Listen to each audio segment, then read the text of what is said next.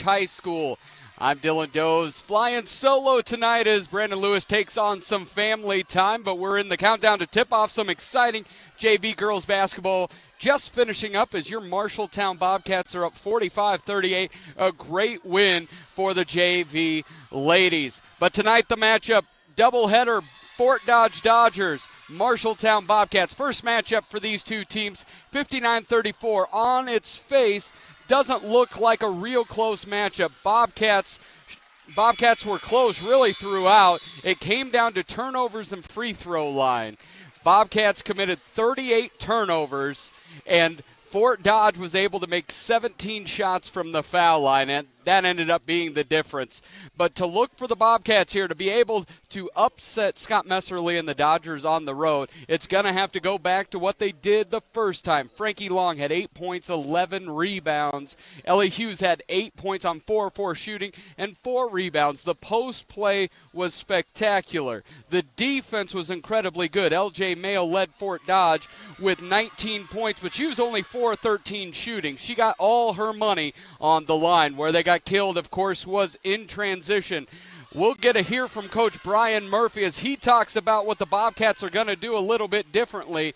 But as we come back, we're going to look around the conference and get you ready for some Bobcat basketball here tonight. You're watching Bobcat basketball here on KFJB-TV. You're an empty nester closing in on that retirement property. Chances are your plans didn't include mom moving in, but life happens and you do the right thing. Wells Fargo Advisors can help. For more than 125 years, we've created wealth management and investment strategies aimed at achieving our clients' personal financial goals. When retirement means caring for yourself and a loved one, turn to Wells Fargo Advisors. Together, we'll go far. Wells Fargo Advisors is located at 14 East South Ridge Road in Marshalltown. Call them at 641-752-5401. They're a member SIPC. As you walk inside, you know right away the place for fun is Wayward Social. There's always plenty of bowling action, so plan for your next outing to include bowling at Wayward Social. Also, meet your friends for lunch, dinner, or your favorite beverages. You will also absolutely love their daily lunch specials, Monday through Friday, including endless pizza by the slice. You choose the toppings. Wayward Social is now open at 11:30 a.m., 7 days a week. Wayward Social on South 6th Street in Marshalltown.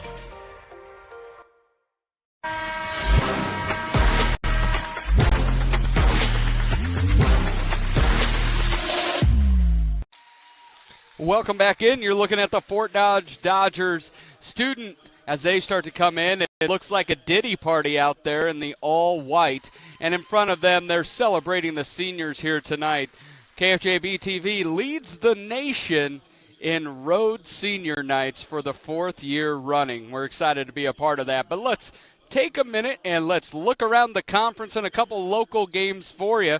Starting with the Iowa Alliance North, Waterloo East is at home against Ames. See if Waterloo East can bring great energy to take Ames down. Really, this would have been a game for a chance at the Iowa Alliance North crown, but what happened?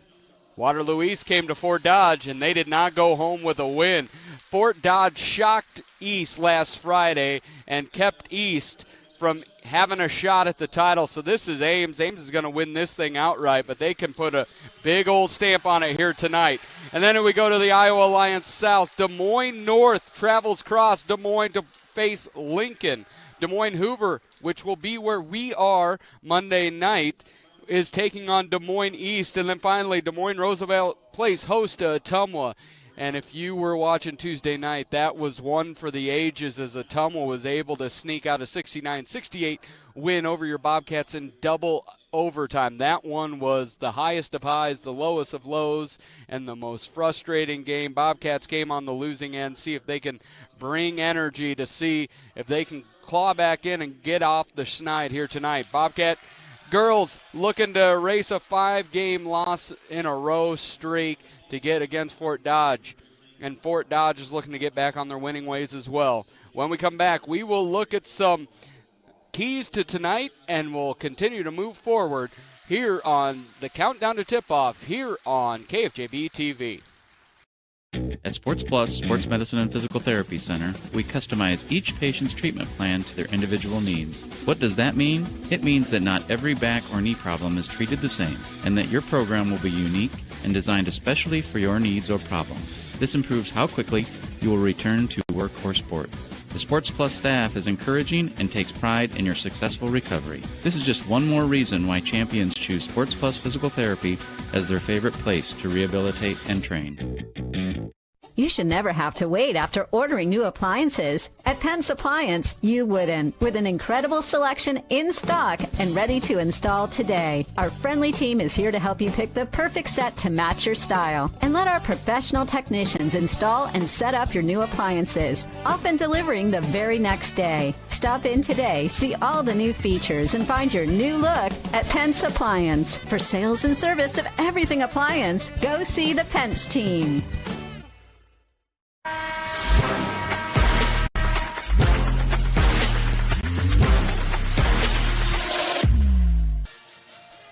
Bobcats are back in action as they get ready for this. As you see the Fort Dodge band. Fort Dodge always has an incredible band. It's also the place, this is the home of Marching Band State. Every first Saturday of October, many different bands from around the state come up here. They're always a great time for bands from across the state, and Fort Dodge is always an incredible host for that. As you can see, Bobcats sit at 6-12 overall. They're 2-7 in conference, while Fort Dodge Dodgers are 7-10. They sit at 1-7 in the conference. As we look at the keys here tonight, Bobcats have really their inside play has outpaced their outside play. If they can dominate the paint, and that's on twofold, if they can cause Fort Dodge to have to settle for jump shots, they're an inefficient jump shooting team. If they can eliminate second chance opportunities on the defensive end, they're in great shape. But then on the offensive end, Ellie Hughes, Frankie Long, and Sydney Capeyu have to be a problem. I think to win this game, Frankie's going to have a dozen, Ellie's going to have 8, and Sydney's going to have to sit in that 10 points. You're going to need about 30 points in the paint for the Bobcats to be able to come out victorious in this one. And then when you look at Fort Dodge, end line to end line, they have killed the Bobcats in transition and press, so they go from end line to end line. If you allow LJ Mayo, you allow all these young ladies to just get out and run for Fort Dodge, they're going to run the Bobcats right off the court, and it'll be early. So if the Bobcats have to stop that. So end line to end line, that press, and then the free throw line. That's where Fort Dodge outscored the Bobcats by over 10 points in that last matchup. I really think if the Bobcats can really own the paint, limit the turnovers, this may be one that shocks people as they look at bound throughout the conference here tonight. But we know, and we've heard from Coach Murphy and Coach Heitman, that this team believes that they can take down Fort Dodge. And when we come back, we will have the pregame interview with the one and only Coach Brian Murphy, and you'll get to hear from the head man himself. We're getting closer and closer to tip-off on the countdown to tip-off here on KFJB-TV. You'll find the perfect mattress for you at McGregor's Furniture and Mattress. You choose the firmness, comfort, and support level, all at a great price. McGregor's always has a great selection of sofas, recliners, dining room, and bedroom furniture to help you live and relax in comfort and style. Their staff will help you find just what you're looking for. McGregor's Furniture and Mattress, downtown Marshalltown, is open 7 days a week. They're proud to support Bobcat Athletics. Picture yourself at Marshalltown Community College.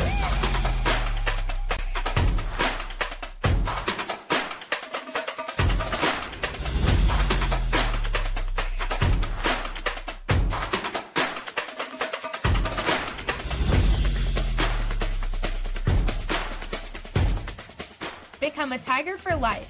Visit mcc.iavalley.edu. Locations in both Marshalltown and Grinnell.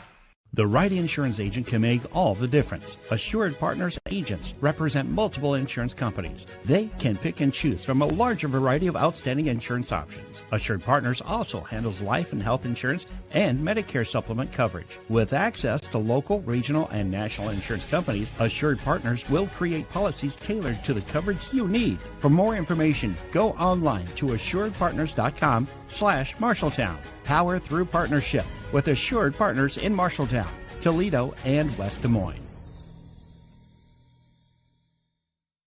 Scouts in Marshalltown go on fun adventures. Scouts learn about the outdoors. Scouts learn character building. Scouts learn citizenship. Scouts learn life skills. Scouts learn to be leaders. Scouts go to fun summer camps, and Scouts get a head start in life. Marshalltown has produced over 200 Eagle Scouts in our over 70-year history and have provided over 1 million hours of service to our community. To learn more about joining Scouting in Marshalltown, go to iascouts.org. Adventure on!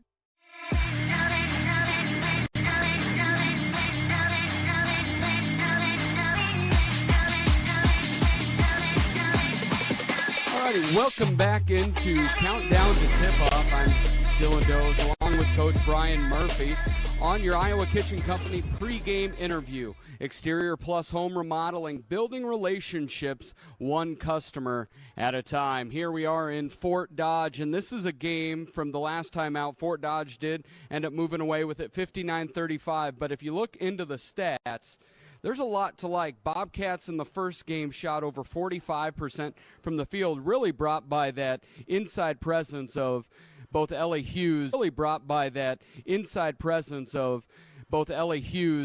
Frankie Long. Can you talk a little bit about what they were able to do in that first game? Yeah, I thought both Ellie and Frankie did a really good job of using their size, but also their physicality, inside. That is one of the advantages we like going into this matchup, as we know, we have that size advantage, and it's not only being bigger, but it's using the size as well. And I thought they both did a really nice job doing that, both on the offensive end, but also on the boards as well. We're dominating to get some of those putbacks, which really fueled a lot of our offense in that first matchup. And see that continue with Bobcats, that interior defense and the ability, when in undersized, being able to put it in on the offensive end. On the flip side, the glaring stat is the turnovers, sitting at 38 turnovers last time. But really underneath that was the Bobcats had 23 less shots in the game. What can you say about the importance, or how do you anticipate going after this press to get that number a little bit more even? Well, I mean, it's one of those things where it's a long season, and certainly when we look back at that film, we just watched it last night, and watching that film compared to the game we just played against Ottumwa, I mean, I would like to believe that we've matured as a team. We've kind of learned from a lot of the things that haven't worked over the years. So, I mean, if we can take care of the ball and really force them to play a half-court game where they've got to score out of the half-court, we really like our chances. But, again, we've got to take care of the ball and make sure we're not gifting them offense in transition. And the game you mentioned, 12-2, Ottumwa held them to 33 points. Really did a nice job with the ball. The defense that you showed again against Fort Dodge last time, if you take away transition, a very, very similar thing. We know that sickness has kind of ripped through your team, and I had a little bit of insight from a parent. Are we going to be full roster here tonight? We will be still missing Georgia. She woke up with a fever, and it's one of those things where you don't want to continue to spread it throughout the team. So it's an unfortunate but easy decision as far as if you're still sick, don't bring it around the team when we got 2 more games coming right away next week. Yeah, with all that going on, all the games, all the energy going out. Really, what if you can, outside of turnovers, if you could pinpoint one area of growth that you'd really love to see tonight, to see a Bobcat come away from Fort Dodge with a victory? The number one thing for us is attacking the rim consistently with aggression. Throughout the season, we've done that in spurts where we attack the rim and really finish high and use our length. We're a really hard team to stop, but sometimes we don't get that initial step and we pull back too early, right? And so we've got to really make sure that we're attacking and staying in that aggressive mindset on every possession. Good luck tonight, Coach. And that was the pregame coach's interview, brought to you by Exterior Plus Home Remodeling, providing quality service on time, every time. When we come back, we will have the starting lineups. My name's Lake Schultz. I'm the co-owner of Exterior Plus Home Remodeling. At Exterior Plus, we truly strive to build relationships one customer at a time. And that's why we're the Midwest's #1 choice in full home remodels. Located in Marshalltown, Iowa, as well as Lincoln, Nebraska, we pride ourselves in providing quality service on time, every time. Give us a call for a free inspection and estimate at 844-261-6111. That's 844-261-6111. Thanks. Talk to you soon. With over 10,000 cars at our disposal, Jensen Ford... Hold on. That's not really how we do things at Jensen Ford. How about, it's never been a better time to buy a brand new... Yeah, we don't really do that either. When you're ready to buy a car, we'll be ready to help. Try this. We'll get you in and out faster than a speeding... We don't do that either. At Jensen Ford, we'll take as much time as you need to find the right vehicle. We're not just moving cars, but we're building relationships. Oh, maybe more of a... This is where your family buys their vehicles. There you go. More like that. Today's game on KFJB-TV is brought to you by McGregor's Furniture and Mattress. Quality furniture for every room in your home. Pence Appliance and TV. For sales and service of everything appliance, come see the Pence team. Wayward Social. The place for bowling, games, food, and more. Wells Fargo Advisors. Marshalltown. Sports Plus. Sports Medicine and Physical Therapy Center. SportsPlusTherapy.com.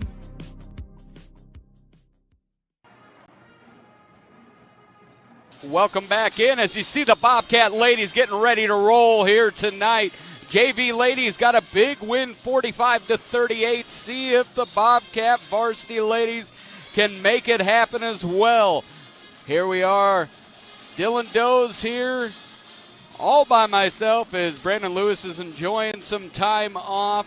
Big shout out tonight. Our crew is Zach Tomish is my on-site producer. We'll have old Brooksy back at the studio. And then on the cameras we have Jesse DeMeyer and the one and only Keith Stewart.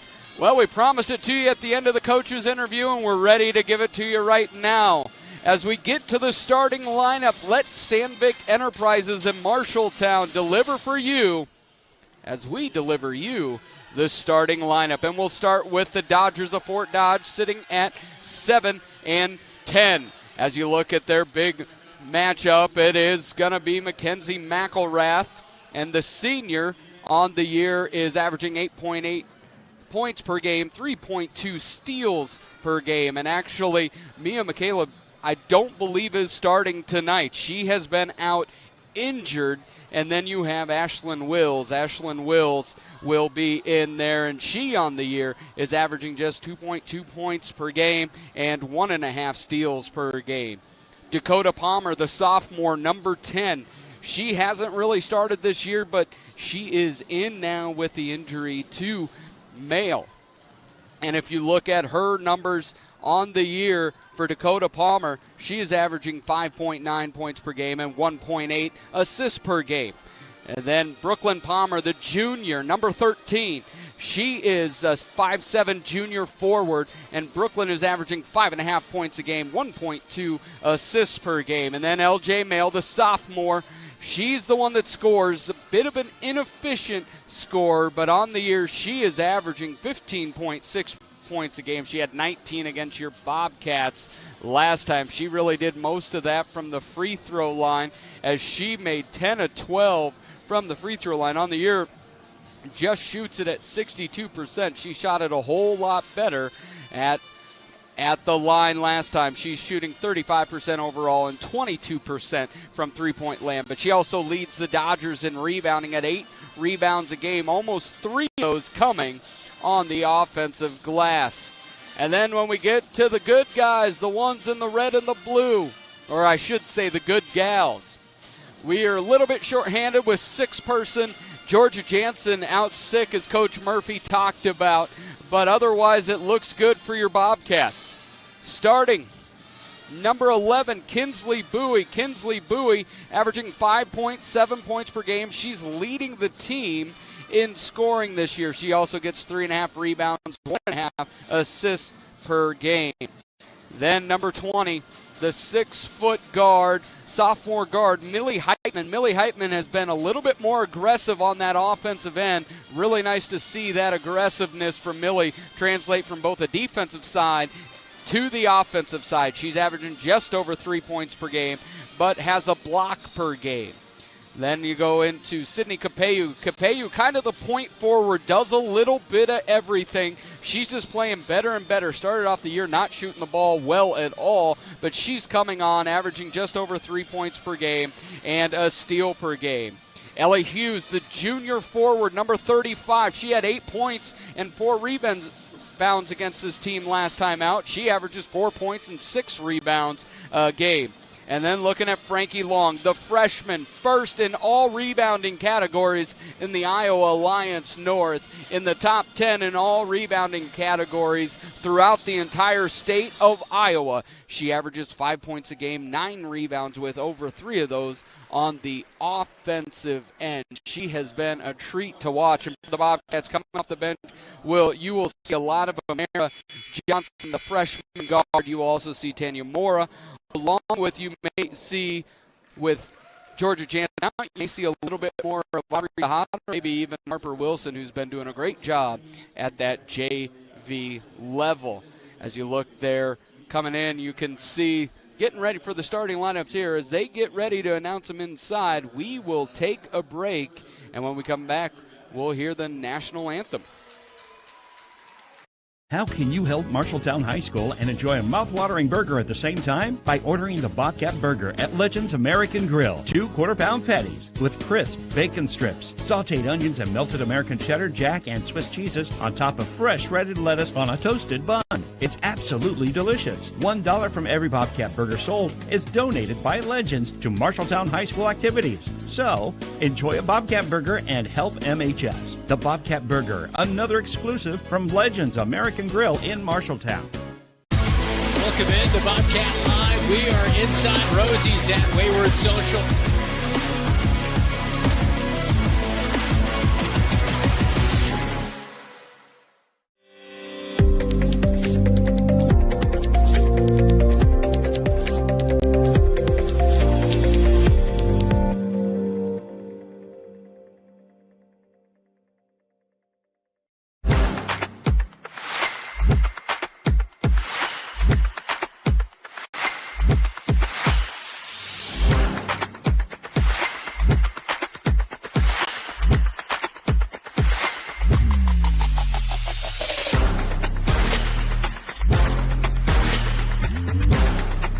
Glass is good. Drop and pop, baby.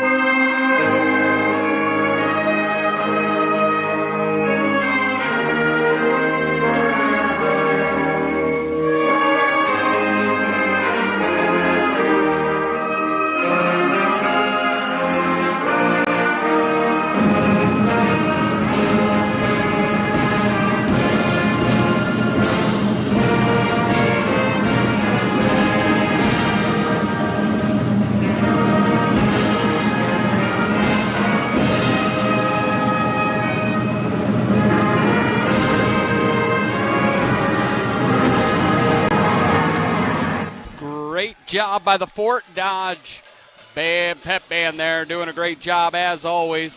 And if you were looking at that Fort Dodge lineup, you see no McCaleb. McCaleb had a really nice game the other night a couple months ago against the Bobcats. She was a real spark plug, especially in that second quarter. So she will not be going tonight, but that does not mean that the Bobcats don't have to worry about what's left, because this Fort Dodge team has come out. Nobody on either roster has seen a Bobcat victory over Fort Dodge. And no one actually on the coaching staff here has seen a Bobcat victory over Fort Dodge. Is tonight the night? We'll have to see. And we see at the jump you're going to have Mackenzie McElrath against freshman phenom Frankie Long. See if Frankie can get this one, and here it comes. And we've got the tip-off, and here come the Bobcats as Millie Heitman picks it up. She gets hacked across the arm, no call. And that's when, with Fort Dodge, they just bring aggression. And sometimes you bring aggression and you don't get it called on you because you come with intensity. But Kinsley Bowie, guarded closely by Mail, she picks up her dribble over to Heitman. Heitman looking inside to Long, ends up getting it to her, but Long can't catch it, and it's ripped away by Ashlyn Wills. And here comes, as LJ Mail's got a right-hand dribble baseline, gets left hand into the lane. Frankie's there to be big. Mail misses everything. Rebound Hughes off to Bowie, and Bowie jogs it up, gets it to the FD in the middle, and gets it across the line. Gets it over to Heitman left side, back to Bowie, over to Capeyu, takes it baseline. She's at the block but doesn't shoot it. Heitman coming out, left-hand dribble, guarded closely, and then knocked away. Nice job by Destiny Phillips to guard closely. So actually we had a couple of, it's going to be Destiny Phillips, LJ Mail, along with Mackenzie McElrath, and we have Brooklyn Palmer as well. And gets it back to Heitman. Heitman gets a free throw line, and it's almost stolen, but Capeyu gets it back. Got to be a lot sharper with the passes. Heitman's guarded by the much smaller Phillips, but here comes that trap. Gets it to Hughes. Hughes up to Long, but a nice drop down by Wills. There's 23 seconds on the shot clock. Bobcats have had this ball for 1 minute and 17 seconds. We've got 14 plays, hoping for a touchdown with this type of drive. Gets it inside of Long. Little drop step, gets blocked by Mail, and here comes the Dodgers as McElrath has her head up, bounce back down, Mail up off the glass, no good, and it's going to be a rebound by McElrath, and the foul is going to end up being on, I believe maybe it is going to be on 45. It's 35. It's going to be on Ellie Hughes. I was going to say we do not have a 45. As you look at McElrath on the year is shooting 58% from the free throw line. Tonight she's shooting 100%. It's 1-0 Fort Dodge. Bobcats have been a little bit sloppy with passes. Nothing has really bit them yet, but got to tighten that up. Second one is back iron, but it's going to rattle through. It's 2-0. And this allows those free throws, allow the Dodgers to set up that trapping press. Does a nice job of getting. Now they have numbers. Gets it up to Heitman. Heitman down to Long. Long up off the glass. It's tied at 2. That's how you break that press. If the Bobcats can get it into the center of the court, when you break that press from the middle, it all crashes down on itself, and there'll be layups on the other end. Look inside. Gets it to Palmer. Tapped out of bounds, and it's going to stay with the Dodgers. McElrath's going to inbound it underneath. Bobcats are going to be in a 2-3 zone coming out of it. A little cross-pick action gets it to LJ Mail, out to Phillips. Phillips looks inside, bounce pass to McElrath. Now a cut from Mail. It's going to be off of Mail, and it's going to be Bobcat basketball. 2-2. Here, I really thought in the first matchup as that zone press continues, the trapping press is McCaleb was a big issue for the Bobcats. And no McCaleb as Capeyu just kind of throws it away. There's the first turnover of the night. Bobcats had 38 of them at the Roundhouse first time these two teams played. But we're just over 2 minutes into this game. It's 2-2. It's out to Palmer. Brooklyn Palmer gets it over to McElrath. McElrath over to Wills, looks inside to Mail, nothing happening. Gets in the corner to Palmer, back to Wills, into Frankie Long. She traveled, and they're going to call it. Frankie Long, when you're 6'1" and you just stand there, she was not expecting to hit that, and she dragged her pivot foot. Capeyu almost gets it. Now Bobcats have number as Bowie comes up the sideline. Bounce pass to Hughes. Hughes up off the glass and good. They've broken that press twice. Bobcats look a whole lot better early on. McElrath gets it, guarded by Heitman. Heitman trips her, and it's going to be a foul on the sophomore. 5:20 left to go in this one. Bobcats up 4-2.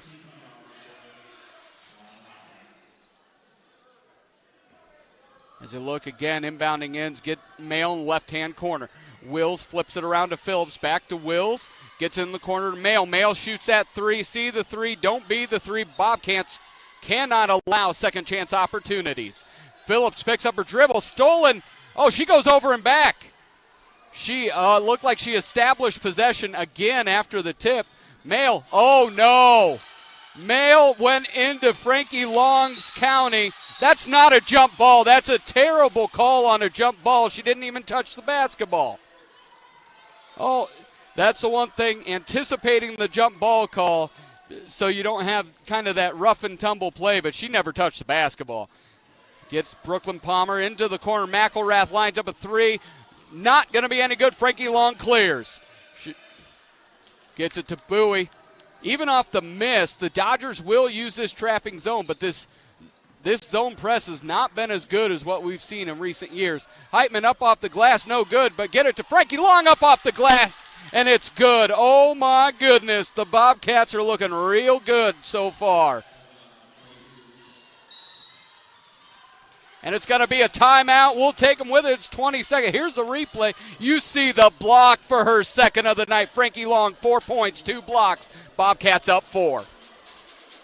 Small businesses are the backbone of our community. Marshalltown Area Chamber of Commerce reminds you that when you shop locally, you are benefiting members of our community and adding to our local community overall. You'll find local business owners are generally more knowledgeable, provide better service, and even know their customers by name. Marshalltown Area Chamber of Commerce exists to be an advocate for our business community. Membership in the Chamber benefits your business and adds to the strength of our advocacy efforts. For more information on shopping locally and Chamber membership, go to Marshalltown.org. Hey Bobcat fans, it's Cindy DeFeo and you're watching Bobcat Basketball on KFJB-TV. It's going to be Fort Dodge ball as you look at Coach Brian Murphy talking to the bench. Bobcats up 6-2 here on the road. 4:20 left to go in the first. Mail, little drop off, no good. Rebound. Heitman gets it up, but it's going to go back to Mail. That's the trifecta of blocks for Frankie Long. She is owning the paint as Bowie tips it away. It's going to be one-on-one. Left-handed layup. No good. Rebound, McElrath. Bobcats had a chance to go up a half dozen. Just under 4 minutes to go. Mail, nice little dribble drive. Back to McElrath. Lines up the three. She knocks it down. McElrath has 5. Bobcats have 6. Heitman gets it back to Bowie. Bowie gets it to the cutting Heitman to Capeu. Capeu tries to get it into Long. Up and in it. She's got a half a dozen. She's on her way to a big old ball game. And we're going to get a full timeout. Bobcats up 8-5, 3:34 left to go in the first.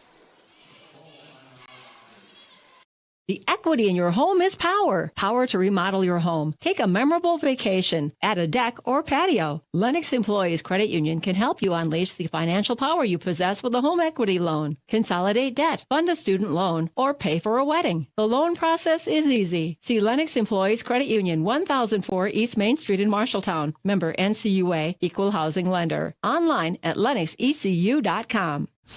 Hey Bobcat Nation, I'm Millie Heitman and you're watching Bobcat Basketball on KFJB-TV. Back in, Bobcats up 8-5, and here's just a little play missed there. Frankie Long with another rebound. She's got 6 points, 3 blocks, and 4 rebounds. And we're just a little over halfway through this first. When we say the freshman can be special, she can be really special because even as a freshman, she's pretty darn good.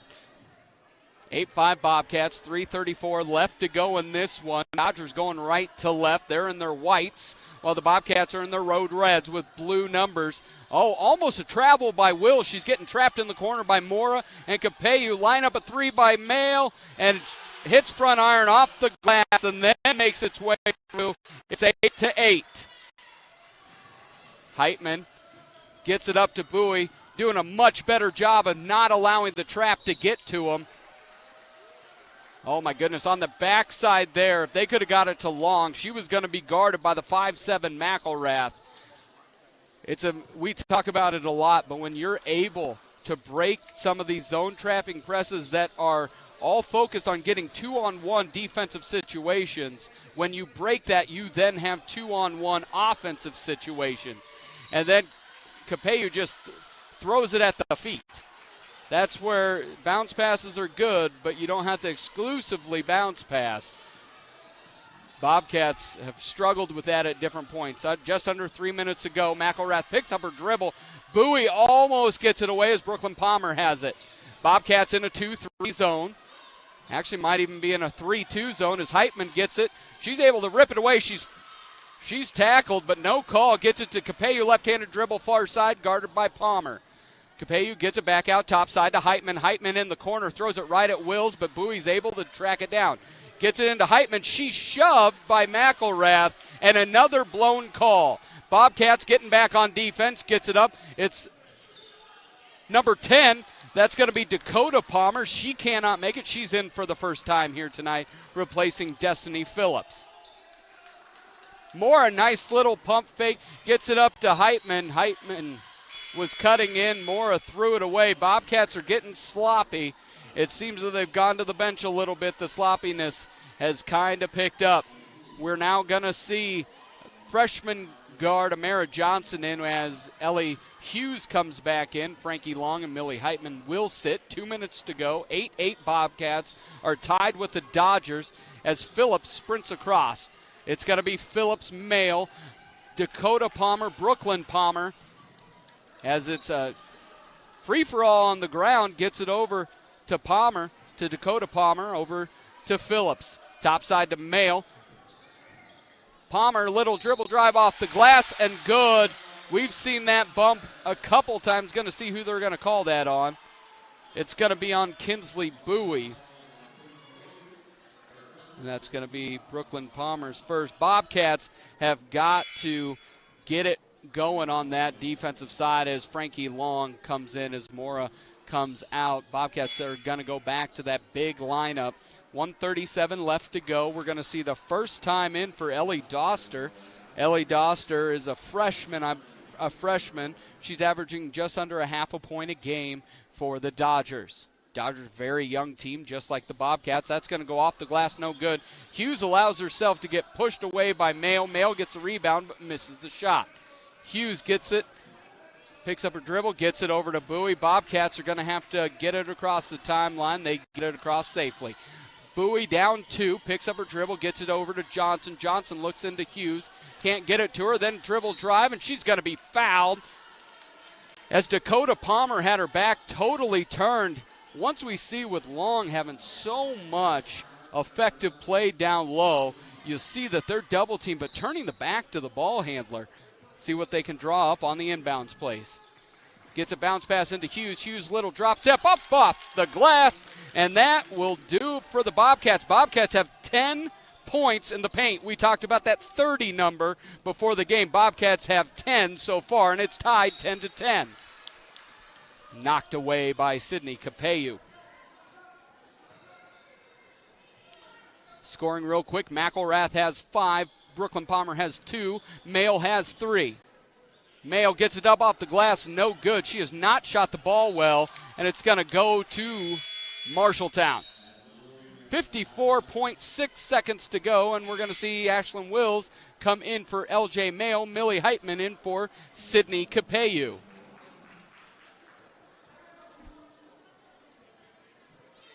Thank you so much, everyone, coming in and watching the Bobcats Dodgers here on KFJB-TV. 45 seconds left to go in this first quarter. We're all knotted up at 10. Bobcats are looking really good on the offensive end. Get it to Frankie Long. She's able to track it back down. Picks up her dribble. Reverse spin, gets it out to Hughes. 32 seconds left to go in that one, and it's ripped away. Doster gets it on the ground. Amara Johnson's going to rip it back. And the ball is going to go, and that will be Bobcat basketball. There will be 9 seconds left on the shot clock. I thought there was a change in possession. Was there not a change in possession there? Because the offensive team retained the jump ball, the shot clock doesn't restart. There was a change. And no one on that side. It was a change of possession. So that rule right there is if the offensive team retains it on the jump ball, it does not reset the shot clock. It did not seem that coaching staff or the team were aware of that. LJ Mayo, little jump shot in the lane, no good. Heitman with another rebound. Bobcats have 5 seconds. Get it up to Bowie. Bowie thought, oh my goodness, back iron. And it's going to be 10-10 at the end of one. Bobcats, Dodgers, all knotted up here on KFJB. Don't let concerns about shifts in the market disrupt your long-term financial goals. Edward Jones financial advisor Zach Wall can help. He'll work with you on an investment strategy for long-term results. Edward Jones can give you the tools and knowledge for a steady approach to hitting your financial targets. Get started by giving Zach Wall a call at 641-752-3017 in Marshalltown or visiting edwardjones.com. Edward Jones, member SIPC. Hey Bobcat Nation, this is Kinsley Bowie. You're watching Bobcat Basketball on KFJB-TV.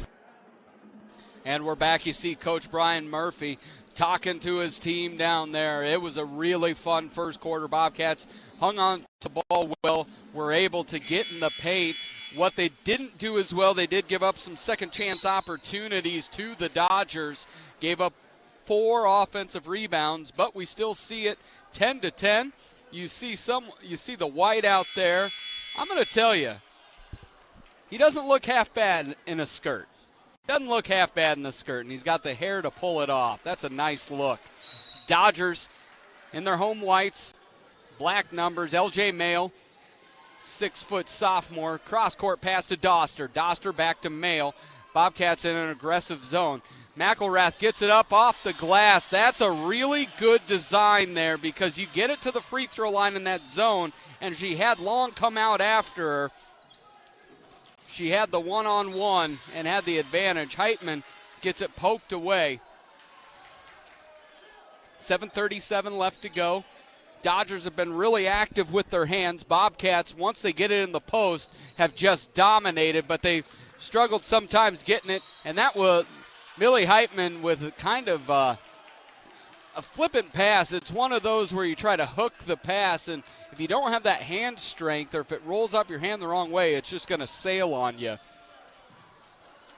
And it's going to be brought over by Dakota Palmer. Gets it in the corner to Wills, guarded by Capeyu. LJ Mayo, elbow extended. Palmer steps into a 3, short iron, no good, and it's off of Mara Johnson. Mayo gets a rebound, another offensive rebound. Bobcats have got to do a better job on the glass. Wills is not looking to shoot here tonight. Gets it over to Palmer into the corner. Doster's not afraid. That's going to be back iron, no good. And Long's going to rip away, and that is not a jump ball. It's definitely a foul. And it's going to be called, and it's going to be a foul on McElrath. And that's McElrath's first foul as they're going to continue to extend the defense. I really have enjoyed that Coach Murphy has brought Capeyu up on this as well. She's just another really good ball handler as Amara Johnson goes behind the back across the line.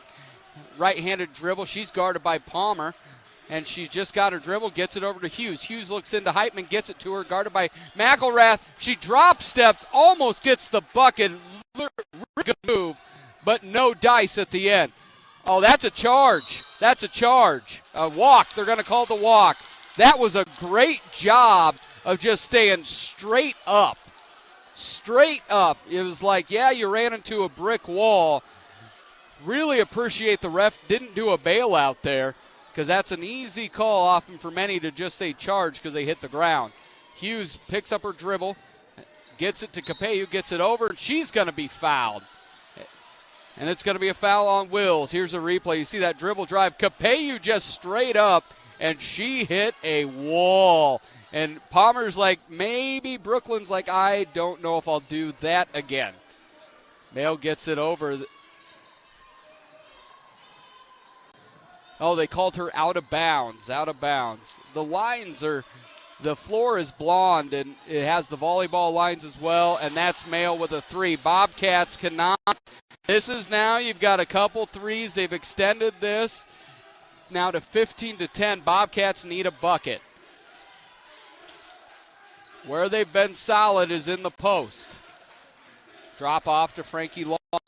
top side, gets in the corner of Mara Johnson. Mara Johnson gets the dribble down, guarded by the much taller Mayo. Drop step back out to Hughes. Hughes looks down to Heitman. Heitman over to Long. Long left-handed up, no good. Gets her own rebound on the ground. Hughes. Amara Johnson steps into a three. Back iron, no good. Rebound, Palmer. Going to be a 2-on-1. Amara's going to sprint down. Left-handed layup, no good. Capello's able to get the ball, kicks it away. Back to the Dodgers. Steps into a three from Mayo. Back iron, no good. Rebound, Amara Johnson. And we all breathe for a second as Ellie Hughes gets it across the timeline. Amara Johnson, number 3, freshman guard. She is going to be guarded by Dakota Palmer. Looking inside to Long, no dice. Now sees Amara Johnson, gets it, jump ball. Amara, if she would have drop step, had a layup, but it's going to stay Bobcat basketball. Mora and Bowie are going to come in for the pair of freshmen, Frankie Long and Amara Johnson. Bobcats need a bucket in the worst way, down 15-10, 5:12 left to go in the second.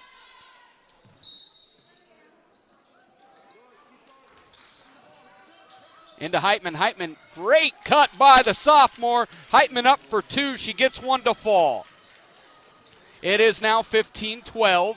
Bobcats, Mayo drives by Mora, but it's going to end up being knocked away by Capello, as Palmer does a nice job of pulling her hands back. 5:01 left to go in the second. 15-12. Bobcats down 3, looking for their 7th win of the year, their 3rd conference win, as Fort Dodge is looking for their 8th win on the year, 2nd conference win. Steal by Capello, lazy pass by Palmer. Capello, bounce pass down to Bowie. Bowie, one dribble, and gets it up off the glass. I think she got fouled. If she didn't then, she got fouled now, and the foul is going to be on LJ Mayo, I believe. It's going to be the sophomore. And you look right here. You get that nice drop down. Millie Heitman does a nice job of sealing Palmer to get the easy look for 2. And a lazy bounce pass. Moore is able to get it back from Doster. Capello guarded by Wills, kicks it over to Heitman. Heitman, not a great bounce pass, but Moore able to get it back. She's guarded by Doster, gets it into Capello, back cut to Heitman, up to Ellie Hughes. That's a basketball play, ladies. What a job by the half-court set. Wonderful, wonderful offense from the Bobcats. Hughes has got a half dozen. The 3 is up. Back iron, no good. Rebound is going to be on the ground, and I believe it's going to go the Bobcats' way. 4:13 left to go here in the first half. It's 15-14, nailed by time. As you see this, the pass to Ellie Hughes. Ellie Hughes right up off the glass. Bobcats have done a great job of anticipating the trap and getting it away before that trap is able to stick its teeth in. Capello gets it. She's guarded by Mayo. Capello continues look in, gets it to Bowie. Bowie guarded by McElrath. Right-handed dribble over to Heitman. Heitman against the shorter Wills, gets it back to Mora. Mora's guarded by Doster. Picks up her dribble over to Capello, guarded closely by Palmer. Takes one dribble in the lane, kicks it back out. Mora lines up a 3, and she knocks it in! The senior guard says, give me all 3 of them. Her second 3 of the year, number 12. Coming up big, Bobcats on a 7-0 run. Doster throws it over to Mayo, and it knocks out of bounds, and it's going to stay with the Dodgers. What a 3 by Mora. She saw the 3 and knocked it down. That's a ceiling scraper. That had some arc on it, but it rained true down through the net. Bobcats up 2. 3 ball by McElrath, no good. They are really struggling to rebound out of this zone. McElrath able to put the ball down before she walked. Bounce pass inside to Mayo. Mayo up off the glass, too strong. Amara Johnson rebound. And the freshman guard brings it up the sideline. Able to evade the trap. Gets it top of the key, guarded by McElrath over to Bowie. Phillips is all up in Bowie's business. Gets it to Long. Long drop step up off the glass. They're going to call a travel. She got caught in no man's land. He definitely took steps. You could see maybe if they missed the steps, they would have called a foul there, but I think that's probably the right call. They've called that a couple times on both ends Bobcats under 3 minutes to go. They're up 2. It's 17-15. Palmer back over to Phillips. You've got Brooklyn Palmer at the free throw line over to Dakota Palmer. And she double dribbled, and no one called anything. And Mora just turns around and dribbles. And they're going to call a foul on Amara Johnson, but right underneath the rim, all 3 referees missed a clear double dribble. She Heisman posed in the middle of that move. Dodgers inbounded underneath. McElrath guarded by Moore. Gets it over to Palmer. Palmer in the corner to Brooklyn Palmer. Ripped through, and that's going to be on Frankie. Those are the fouls that Frankie just cannot do. She fouled out of the last game. She is too much of an asset to this team. You can't get ticky-tack reach-in fouls when you're in the middle of the paint post. She bodies up against McElrath, gets it out to Palmer, over to Dakota Palmer. Gets it in the corner. Destiny Phillips lines up a 3, back iron, no good. Rebound, clears to Frankie, and she's going to be fouled, and that'll be the 3rd team foul. Actually, we're going to get a timeout here. We'll take them with it. Bobcats up 2. There's a city within a city not far from here. The city includes a beautiful apartment building with indoor parking, a chapel, a movie theater, a swimming pool, exercise and recreational facilities, putting greens, and more. The city isn't really a city, but it is a wonderful place to live. Make friends and live your best life. It's the Embers Retirement Community in Marshalltown. The Embers provides security, independence, and companionship. Beautiful grounds outside and lovely studio, 1 and 2 bedroom apartments inside. See it for yourself. The Embers in Marshalltown. Hey Bobcat fans, I'm Bridget Jansen, and you're watching Bobcat Basketball on KFJB-TV. See the face there of sophomore Georgia Jansen. Hopefully Georgia's watching from home and feeling better. She's out of tonight's game, but her teammates are picking her up. Up 17-15, 2 minutes left to go as Fort Dodge extends that press. Don't be afraid to use the timeout. Tanya Moore gets it ripped away, and it's going to be a jump ball. That's where what Tanya needs to do is she's not very patient with the basketball in her hands.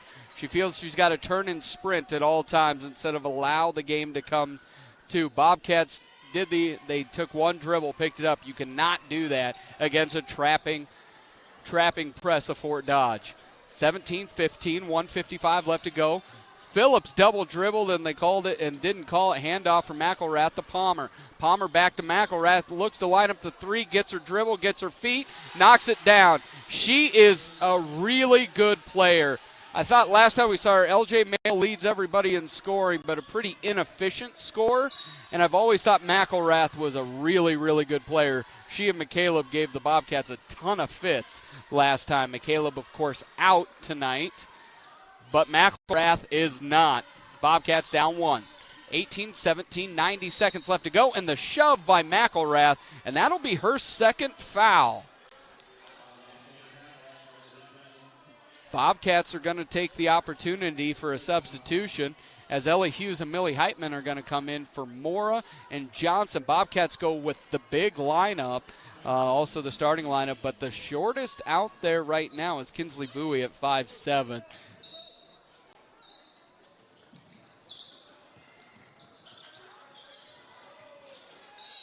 Kinsley. This is the thing. You have timeouts, and I don't understand. Like in those situations, take a timeout.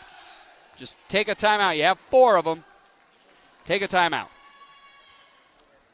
89 seconds left to go in this first half. 18-17. That's a walk. Wills wasn't looking, and we saw this with Tanya Moore on this side there is assumptions that nobody's going to be there. Somebody's going to be paying attention, and your feet just get going too fast. You've got to be smarter, more patient with your dribble on that. Gets it to the top of the key to Hughes. Hughes guarded very closely by Palmer and gets it over to Capello. Capello able to corral it, gets it back into Hughes. Hughes up off the looking out. Capello for 3. She lines it up off the iron. No good. Heitman's going to be right in there for the rebound. Should stay with the Bobcats. Oh, Capello got a really good look at that one. 1:01 left to go here. 18-17, Bobcats down, get it into Frankie Long. Little step through off the glass, no good. Rebound is going to go to Brooklyn Palmer. Frankie had a good look at that one. LJ Mail, little dribble drive. I like her style on the drive. Her shot's just not there yet. She handles the ball really well. Oh, oh my gosh. That is not a good call whatsoever. Just a body is not an issue. You can body. You can go straight up. That is not inherently a foul. All right, I'll give it to him. That's on me. I made the mistake. She came down with the arm. I thought I called the bump before. Tally that one up. Black and white better than the blue and red up here in the booth. I missed that one. Proper call. 2 shots as Long has 2 fouls. First one was up and good. Second one hit the rim 17 times, and Bobcats just are not getting the rebounds. And that's a block. Another block. Oh, my gosh.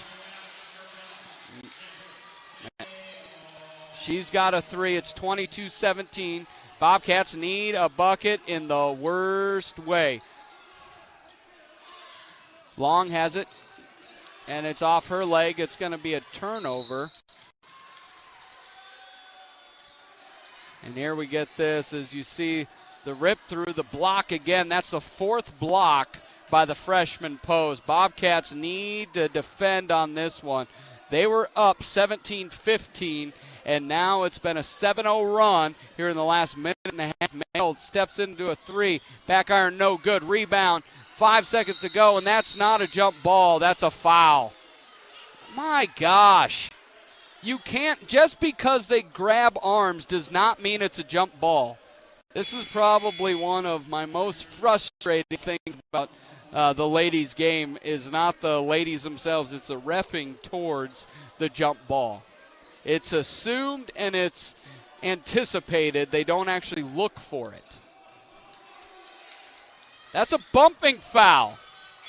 And no call. It's going to be Bobcats down 5, 22-17. That does it for the first half. When we come back, we'll look at stats, some highlights, and we'll start to get you some scores, and we'll look to the adjustments for the second half with Nail Biter and Fort Dodge. Bobcats down 5 at the half. My furnace from 1990 is kind of like my husband. Doesn't perform very well, but I'd rather fix it than replace it. Like you, Honest Heating and Cooling would rather repair your furnace or AC. We take the time to diagnose the issue and do everything possible to restore it before recommending a new one. Repair, restore. That's Honest. Serving Marshalltown and around. Honest Heating and Cooling. Your Amana dealer. America's brand for comfort. Honest Heating and Cooling. Picture yourself at Marshalltown Community College.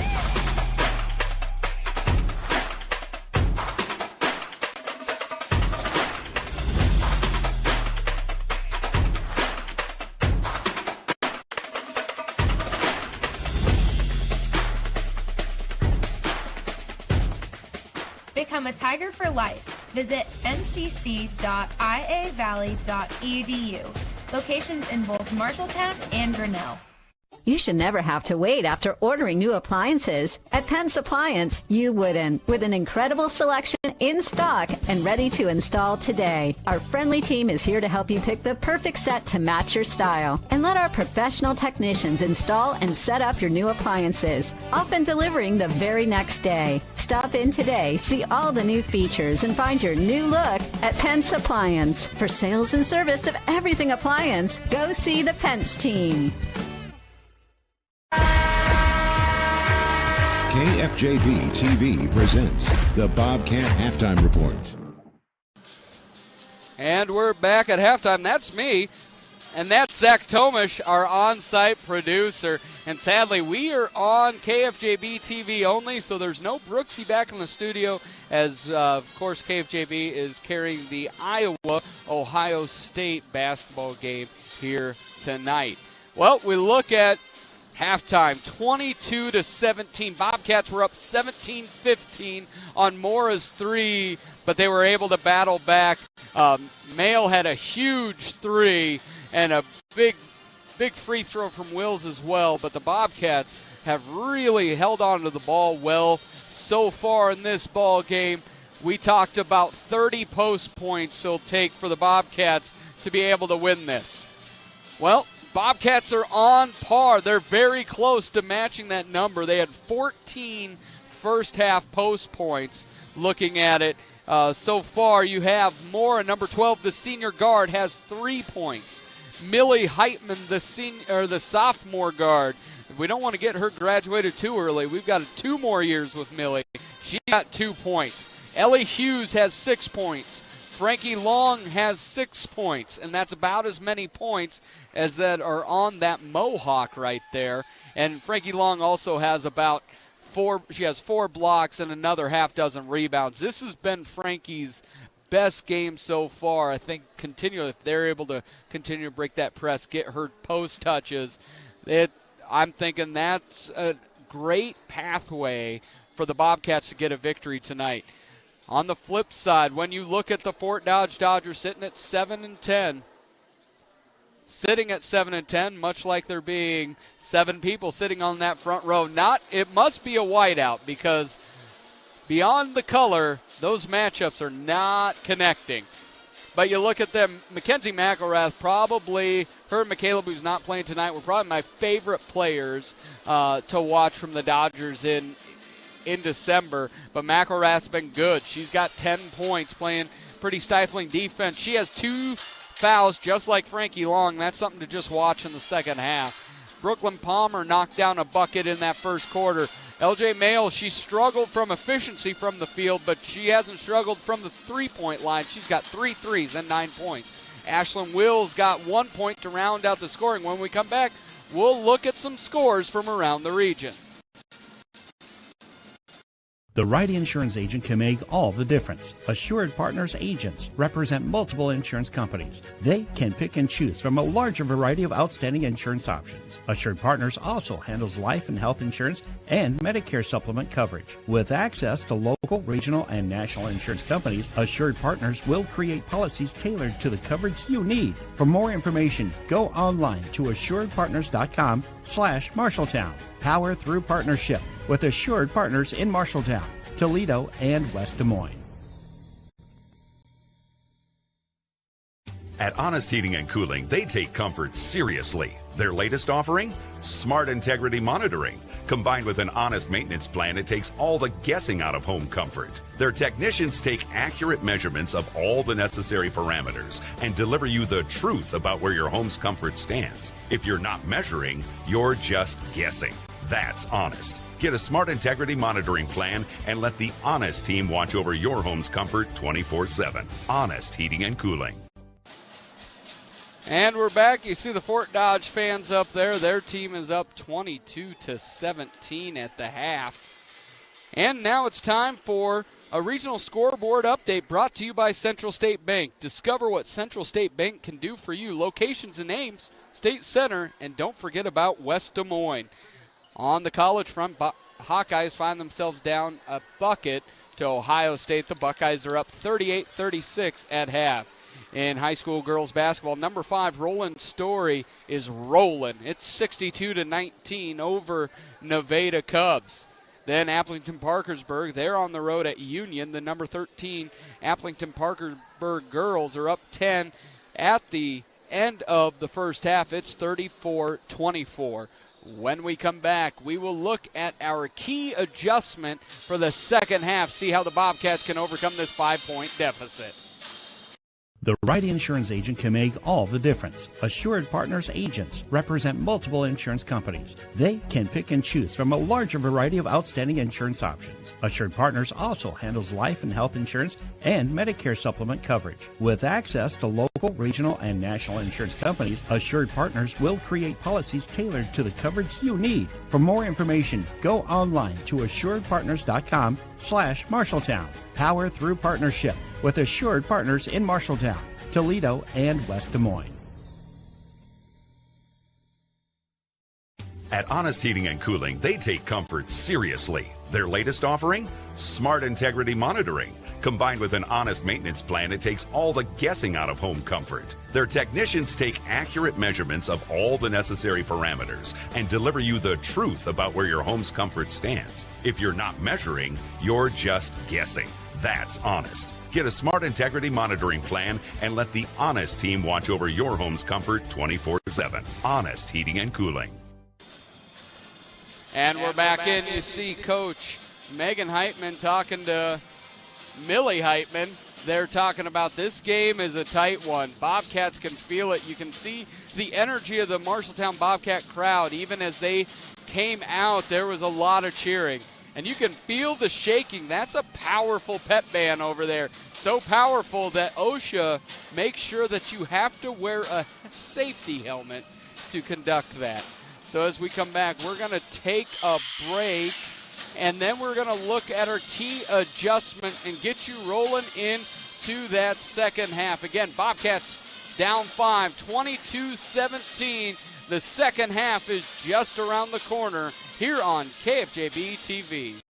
At Sports Plus Sports Medicine and Physical Therapy Center, we customize each patient's treatment plan to their individual needs. What does that mean? It means that not every back or knee problem is treated the same, and that your program will be unique and designed especially for your needs or problem. This improves how quickly you will return to work or sports. The Sports Plus staff is encouraging and takes pride in your successful recovery. This is just one more reason why champions choose Sports Plus Physical Therapy as their favorite place to rehabilitate and train. As you walk inside, you know right away the place for fun is Wayward Social. There's always plenty of bowling action, so plan for your next outing to include bowling at Wayward Social. Also, meet your friends for lunch, dinner, or your favorite beverages. You will also absolutely love their daily lunch specials, Monday through Friday, including endless pizza by the slice. You choose the toppings. Wayward Social is now open at 11:30 a.m., 7 days a week. Wayward Social on South 6th Street in Marshalltown.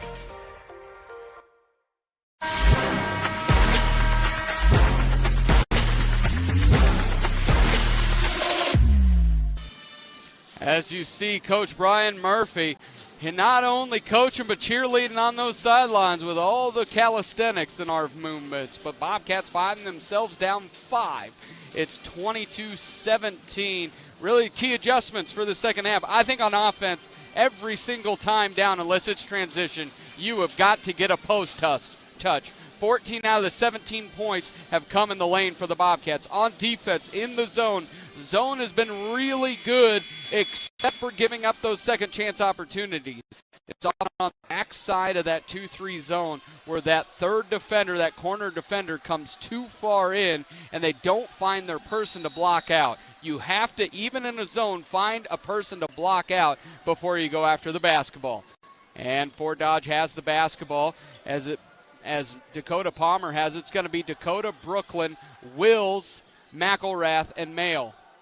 And it's going to be ripped away by Ella Hughes and the Bobcats. She's fouled, and it's going to be a foul on Wills. Bobcats, as long as they're strong with the basketball, the Dodgers are very, very aggressive. And it seemed in that second quarter there was a little bit more of a movement by the refs to call that foul. Gets it to Long in the corner. Dives through Millie Heitman, no pass. Back to Bowie on top of the key. Post touch into Capeyu. Capeyu up off the glass, no good. Straight up by Long, ripped away by Mayle. Mayle does a nice job of blocking out the bigger Long. Corner 3, no, she thinks better of it. Steps into McElrath, 3 front iron, no good. One-handed rebound by Long. Gets it to Hughes. Hughes left-handed dribble. And she's like, I don't want this ball. Gives it to Heitman. Bowie steps into it with front iron, nose. Not going to be good. She gasped, but she's got to keep shooting that with the smile on her face. Knowing Kinsley, that's not going to keep her from shooting it again. Gets a corner, McElrath guarded by Hughes in that zone. Oh, Heitman almost got that one as it gets to Wills. McElrath baseline, tries to bounce pass. That's knocked away by Hughes. Top of the key. Oh, Sydney almost gets it. Brooklyn Palmer's able to get it, and it's going to be knocked away by Bowie. And it's going to be Fort Dodge ball. They wanted a call, but that ball had been knocked away much earlier than that. 6:49 left to go here in the third quarter. Bobcats down 5. Inbounds by McElrath underneath. Cross pick. Almost tipped away by Capeyu, and then Mail just throws it into the backcourt. Bowie gets it, looks up, bounce pass to Heitman, and Heitman is going to go out of Heitman. Oh, my goodness. You see it right here is that you just see, Frankie Long's actually the one that ripped that one away, knocked it out of bounds. Active hands for her all night long. Dakota Palmer over to Wills. Ashlyn Wills gets it to McElrath. McElrath over to Brooklyn. Palmer, nice entry pass to Mayo. Little hook shot off the glass, no good. But again, no box out. Wrong goes and gets the rebound. She goes after the ball, but no box out. Bobcats are lucky. Capeyu brings it across. She's going to be picked up by Wills, top of the key. Little hezzy dribble drive, hands it off to Bowie. Bowie bounce pass was never going to get anywhere to no one. That was not a good pass by the sophomore. Mayo gets it, and that's a carry, but no call. Reverse layup short. Rebound McElrath. She's going to travel. They're not going to call a foul on that, are they? Oh, my gosh. That's her third foul.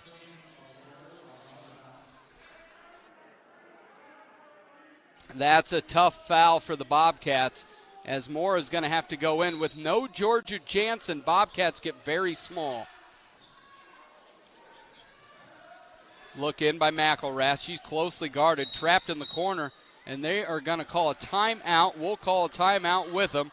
If Bobcats down 22-17, 5:53 left to go in the third. Small businesses are the backbone of our community. Marshalltown Area Chamber of Commerce reminds you that when you shop locally, you are benefiting members of our community and adding to our local community overall. You'll find local business owners are generally more knowledgeable, provide better service, and even know their customers by name. Marshalltown Area Chamber of Commerce exists to be an advocate for our business community. Membership in the Chamber benefits your business and adds to the strength of our advocacy efforts. For more information on shopping locally and Chamber membership, go to Marshalltown.org. Hey Bobcat Nation, my name is Frankie Long and you are watching Bobcat Basketball on KFJB-TV. Frankie Long just picked up her third foul. That's a big call for the Bobcats. It was borderline, I will say. 22-17 as Wills dribbles it out of bounds. Bobcats have a chance to cut into this lead. Hand back to Millie Heitman, high dribble. Sophomore guard gets it across, gets it over. Looking in to dissect this 2-3-3-2 trapping zone. Hughes out to Moore. Moore hit a three in that second quarter, and it's going to be tipped away by McElrath. Moore tracks it down. 15 seconds left to go on the shot clock. Moore, a reverse dribble, gets it, picks up her, and then a bad pass. She has really struggled on some of the cross-court passes. Mail's little hesitation, gets it up off the glass, no good. And Capeyu was going to be out of bounds when she tapped that back in. Bobcats have struggled to rebound all night long. Again, I'm Dylan Doze here on KFJB-TV. So thankful you chose to join us here on Friday night on KFJB-TV, and that's going to be an errant pass thrown out away. Bobcats with another opportunity. Almost 3 minutes into the second half, and both teams have remained scoreless. It's Heitman, Bowie, Mora, Hughes, and Capeyu for the Bobcats. And a travel by Heitman. For the Dodgers, it's Dakota and Brooklyn Palmer. It's Mackenzie McElrath, LJ Mayo, and number 3, Ashlyn Wills. Gets it over to Wills, looks inside of Mail, no pass, gets it back to McElrath, top of the key, guarded by Bowie, down back to Wills. Wills playing a little yo-yo with McElrath. Now they swing it to the other side to the Palmer sisters. McElrath looked like she's just a bull in the china shop. And my goodness, what a bailout call. What a bailout call. She dropped her shoulder 3 times and then came over. This has not been good. It was a bailout call. Coach Murphy would like to know why. And the shot is up and good. What a bailout call. She just threw her body in her over and over and then finally got a call. My goodness. McElrath 4 of 4 after shooting just under 60% on the year. Bobcats down 7. They're in trouble time. And it's going to be a full timeout. We'll take them with it. Bobcats down a touchdown. 4:37 left to go in the third. Since 1967, Jensen Ford Lincoln has served generations of families around central Iowa. Quality vehicles, professional service, knowledge of our product, that's a part of Jensen. But what's more important to us is a trust that is passed down from every previous generation. Jensen Ford Lincoln wants to serve your family for generations. We want to be there for your first car. We want to be there for your family SUV. And we want to see you drive away in the Mustang you always dreamed of. At Jensen, we want to be here for you now and every mile along the way. Hey Bobcat fans, it's Ellie Hughes, and you're watching Bobcat Basketball on KFJB-TV. The junior forward has 6 points for the Bobcats. She co-leads along with Frankie Long with 6 points apiece for the Bobcats. All of those in the first half. Bobcats got to chip away at this lead. So far, it's been a really defensive third quarter with only Fort Dodge just putting in 2 points at the line from Mackenzie McElrath, who leads all scorers with 12. Bobcats are needing to get something to go here tonight. Frankie Long has 3 fouls. The freshman was so big in the first half, 4 blocks, 7 rebounds, 6 points. But she may be sitting for a little bit longer. Gets it over to Bowie, inbounds. Bobcats down 7, 4:30 left to go. Left-hand dribble in the lane, gets it to Capeyu, elbow extended. Picks up her dribble, has Mora behind her. And it's going to be a 5-second call. And it's just, my goodness. This is where I know I've said it early, but this is, you have timeouts to spare. To me, using a timeout and avoiding a turnover is of the utmost importance. Heitman does a nice job of taking away Palmer's baseline pass, but then it's ripped away again. Reverse layup's good. Mora's really struggling out there right now. Dakota Palmer gets it. Bobcats down 9, and there's got to be something happening here. Oh, Capeyu blow by, little floater up and good. I'd like to see Sydney take advantage of that matchup more and more. Mora late and going to get called to the foul. She was late on the defensive movement there. Bobcats up down 7, 3:41 left to go, but Will's going to be at the line where she's made 1 of 2 on the night. Will so far this year is shooting 43%. She's now 1 of 3. Just tell a little bit by that head bob that she a little bit frustrated with the free throw department. Easy for me to say. It'll be Wills. Doster is just coming in. Second one is up and good as Wills picks up her second point of the game. Bobcats down 8. It's 27-19 as Capeyu gets it almost stolen away. Bounce pass to Hughes. That's on the ground. Bobcats have got to get another ball as they bring out Amara Johnson. But that's a carry every time she goes down. She puts it on her hip. That shot's no good. And Capeyu put her hand away for some reason, and Wills gets another offensive rebound. Good defense by Hughes. Capeyu gets it. She still has her dribble over to Bowie. Now it's an extended press. Now you got numbers. You got to go. Mora gets it. Gets it over to Amara Johnson. Amara Johnson puts the dribble down. Bobcats aren't able to take the 3-on-1 break for anything. Amara Johnson gets into the lane. Bounce pass back to Bowie. Bowie goes baseline.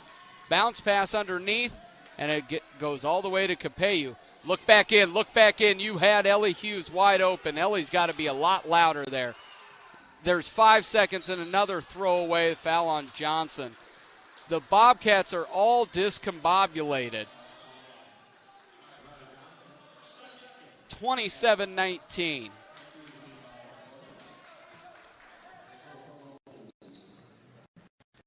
Two and a half minutes left to go in this one. Amara just picked up her second foul. As McElrath flies in, as Bowie gets bumped, and now she goes to the corner, keeps her dribble, gets it to Mora, bounce pass. Bobcats get across the timeline, gets it over to Bowie. Bowie down to Hughes. Hughes, post touch into Capello, into Bowie. We're swinging around here and tipped away, but Ellie Hughes is able to get it back. Ellie Hughes then throws it into Palmer. Palmer's walk. That's going to be a jump ball. It's going to stay with the Bobcats. It's now time. Frankie Long's got to get back in this game. You hate to put that much pressure on a freshman big, but without her in tonight, with no Georgia Jansen, Bobcats have really struggled. Oh, my, almost throwing it away. Amara Johnson, nice behind the back, gets it to Bowie. Bowie picks it up, back to Amara Johnson. Looks inside, picks up her dribble. She now is, it's a scramble for the ball. Capello gets it, shot no good. Another turnover. Bobcats were really good for about 14 minutes of that first half. The last 2 minutes into the first 6 minutes of the second half, the offense has really struggled. Palmer looks at one. Mail steps into a three. She barely grazes iron, but another rebound as Kinsley Bowie just stood on that backside. There was no box out. Kinsley is going to be fouled, and that's going to be on Dakota Palmer.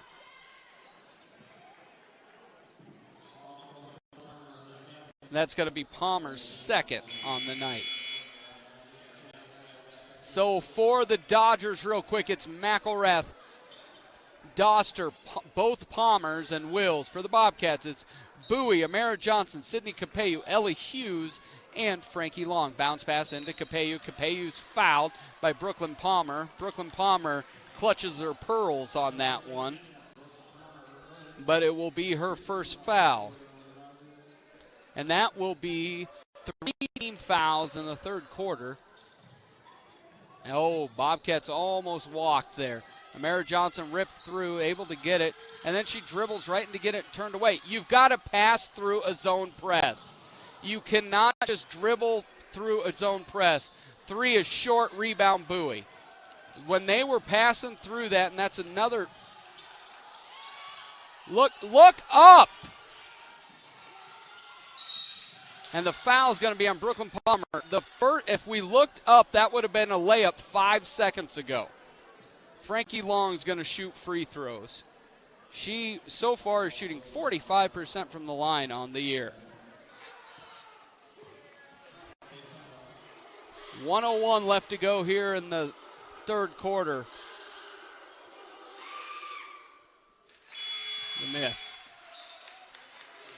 And there you go. You see the foul there. Palmer picked up her second in a matter of 25 seconds.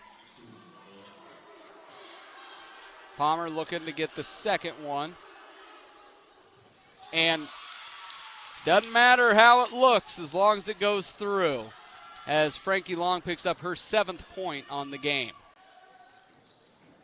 Millie Heitman closely guarding Wills at the top. McElrath steps into a 3, back iron no good. Rebound will go to Long, and she's going to be fouled, and that's going to be on Wills, I believe. And that's going to be 5th team foul, so Bobcats are going to get a chance to continue to cut into this lead as Frankie goes right back to the line.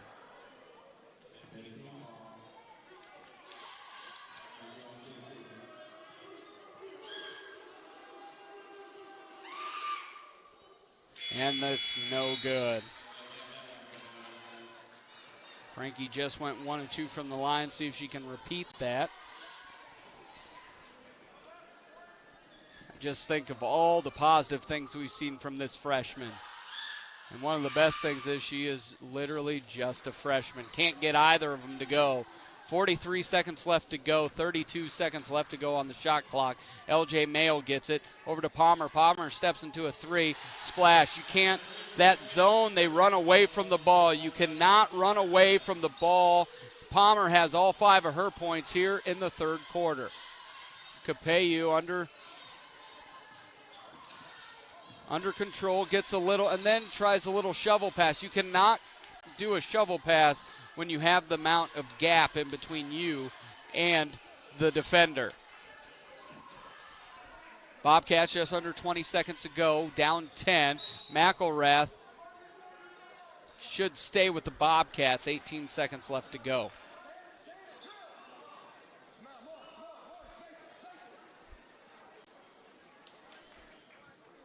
Messerly wants to know what the call was. I'm not real honest. I knew what it was either. I just knew the Bobcats had the ball. Capeyu picks up her dribble. Gets it into Heitman. Heitman's able to get it. The smaller Doster able to get it up. Heitman, Doster is stronger, lower center of gravity. Heitman, just those long arms, able to swing around her pretty easily. 9.6 seconds left to go in this third quarter. Will be the first foul on Doster, as Heitman on the year is shooting 33%, but makes the first. Heitman with her third point of the night. These are big free throws for the Bobcats.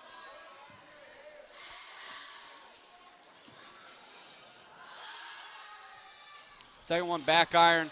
It's going to get to the Dodgers. Dodgers have 5 seconds. Up to Mail. They let Mail step right into a three. My goodness. Leading scorer on the team, allow her to step into a three. Bobcats down a dozen at the end of three.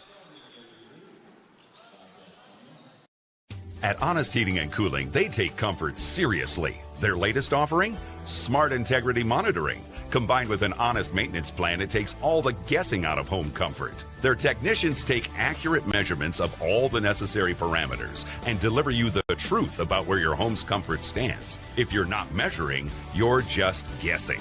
That's honest. Get a Smart Integrity Monitoring plan and let the Honest team watch over your home's comfort 24/7. Honest Heating and Cooling.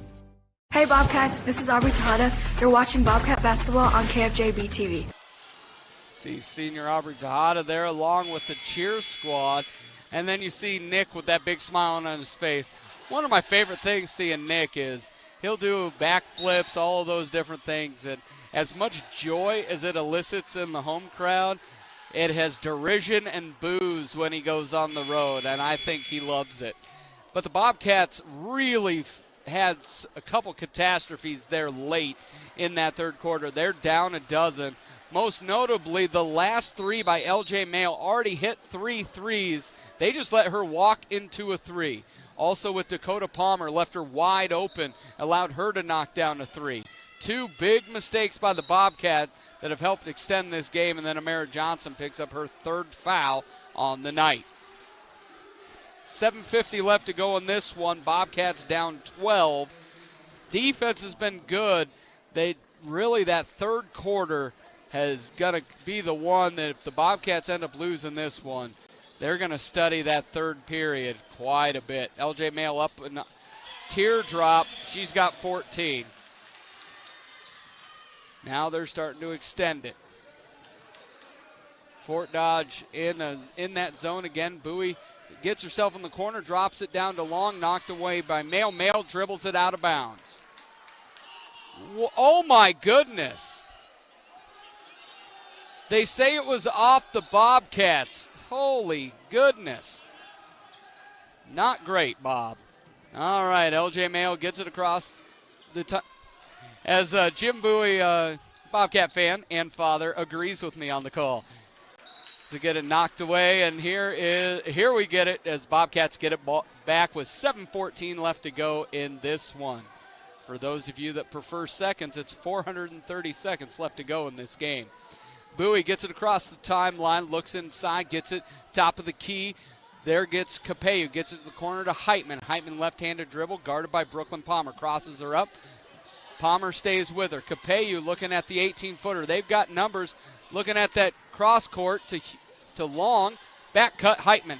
Heitman gets it up to Long. Nice dive in. Foul and the bucket. The bump and the bucket. Great movement from Heitman on the back cut to Long crashing in.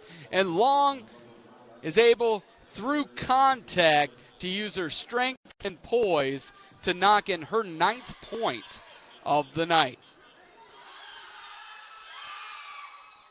And she's going to miss again from the free throw line. Not her best night from the line. She's 1 of 5. Bobcats still down 12. It's going to be a 2-point shot by Palmer. They're going to say 3. I thought she was on the line. But this is what happens when you allow shooters to start seeing them go through. it makes it a whole lot easier. Down 15, 6:20 left to go. Gets it, Mara Johnson, top of the key, dribbles into the lane, and she dribbles into traffic, and it's going to be a jump ball. It's going to stay with the Bobcats. We've seen that from both Mora and Johnson here tonight. They dribble into traffic.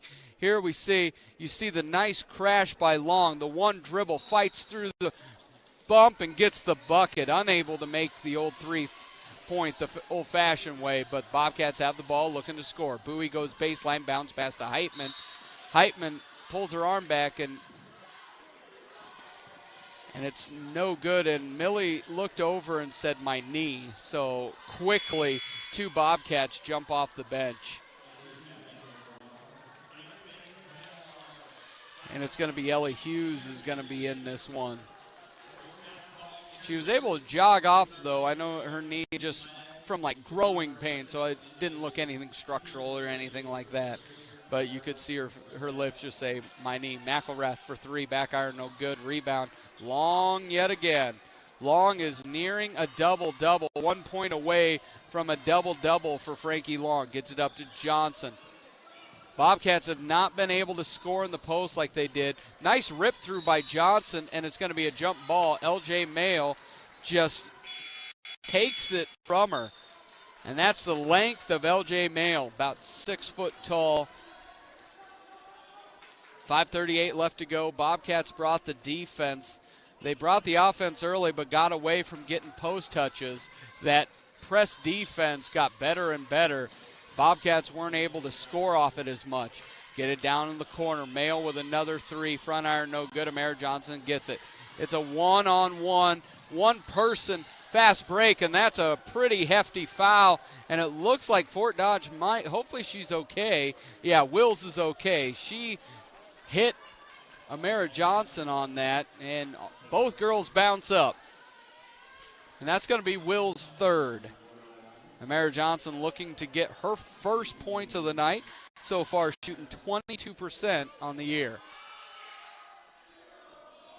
And there it is. She gets her first point of the night. We see here, Frankie Long is able to pick her up there. We got the second one and good. Bobcats down 13. Got to get a stop. This is going to be a series of buckets and stops. There's no 13-point plays. McElrath gets it right up. That's another block, her 5th of the night. Frankie thought it was off of McElrath.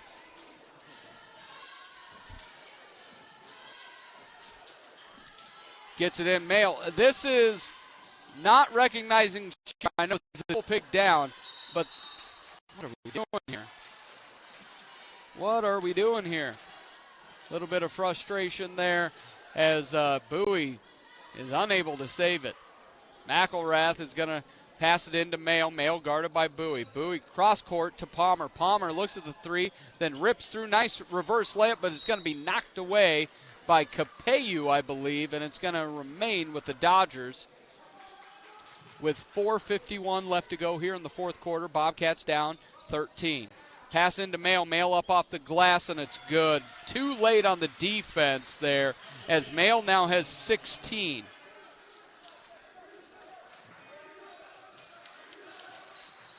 Bowie guarded closely. That's going to be my number 20, Janelle Derrick's in. The junior's in for the first time. We've got a timeout. Bobcats down 15 with 276 seconds left to go here on KFJB-TV. Don't let concerns about shifts in the market disrupt your long-term financial goals. Edward Jones financial advisor Zach Wall can help. He'll work with you on an investment strategy for long-term results. Edward Jones can give you the tools and knowledge for a steady approach to hitting your financial targets. Get started by giving Zach Wall a call at 641-752-3017 in Marshalltown or visiting edwardjones.com. Edward Jones, member SIPC. Hi, I'm Amara Johnson, and you're watching Bobcat Basketball on KFJB-TV. Welcome back in. As you can see, the one and only Zach Tomish and Dylan Doze, one standing on the other shoulders. Oh, wait, that's not us. That's not us. We're up here sitting down in the bleachers. as Coach Brian Murphy, he's imploring his team. A lot of good basketball happened here tonight. They were down 5 at half. They were up 17-15 with about a minute and a half left to go in the first half, and really have struggled when it comes to recognizing three-point shooters, giving up many offensive rebounds, and then in the second half they've turned the ball over way too much and not enough post touches. And that really came when Frankie Long had to come out of the game early in that third quarter, and the Bobcats throw it away. Yeah, Frankie Long picked up her third foul, and she had to sit most of that third quarter, and Bobcats have really struggled without her on the floor here tonight. Gets it inside to McElrath, ripped away by Hughes. Nice job by Bowie tipping that away. And she's guarded by Wills. Gets it across the timeline, then picks up her dribble over to Hughes. Hughes is tackled by McElrath and no call. This is the stuff, man. And then the call on the other end. This is absolutely ridiculous.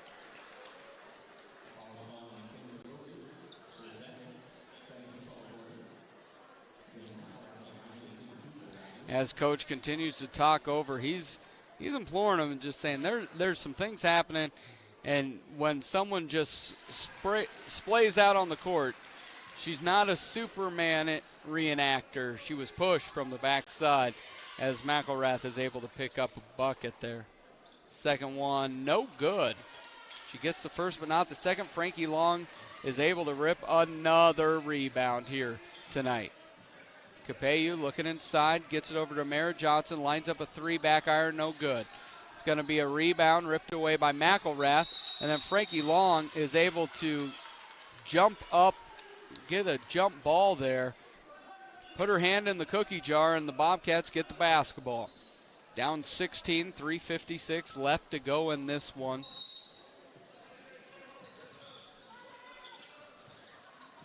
Gets bounce pass into Capeyu in the corner. Gets it out to Hughes, free throw line, dribble over to Mara Johnson, dribble through, back to Bowie. Bowie picks up her dribble, gets it around the wing to Capeyu. Looks to dribble drive, cut off by Palmer, drops into Hughes, but Hughes tried to cut behind McElrath. Great defense from McElrath. A little Euro step through to no avail, and it's going to be Bobcat basketball. I think Mayo is going to end up being a pretty good player. She has a lot of the skills that you want to see. What you don't see is like the efficiency, the offensive efficiency. She struggles to finish at points. She shoots it okay, but as far as her offensive efficiency isn't spectacular, but she's got all the handle, she's got all the swag, she's got the length and the talent there. I think she's going to be a real good one. Oh my gosh. She was completely off center. Amara was able to sidestep her, but again, the call is the charge. Bobcats just really getting in their own way here in the second half. 41-25, that's Johnson's fourth foul. 3:23 left to go in this one. And just a reminder, we do have the boys game on after this. We will get to talk to Coach Brian Murphy at halftime of the boys game as McElrath gets it guarded by Mara Johnson. Palmer, I'm still not sure. She never jumped. It's going to stay with the Dodgers.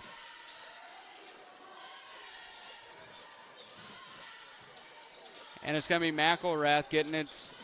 Mayo gets that double pick. Nice job by the Bobcats. Knocked away Tanya Mora as she tried to go into Dakota Palmer. Palmer's had a nice second half. Dakota Palmer, number 10's had 5 points in that third quarter. Brooklyn Palmer had a three as well. Tipped away by Tanya Mora. Her second tip away here in the last 10 seconds.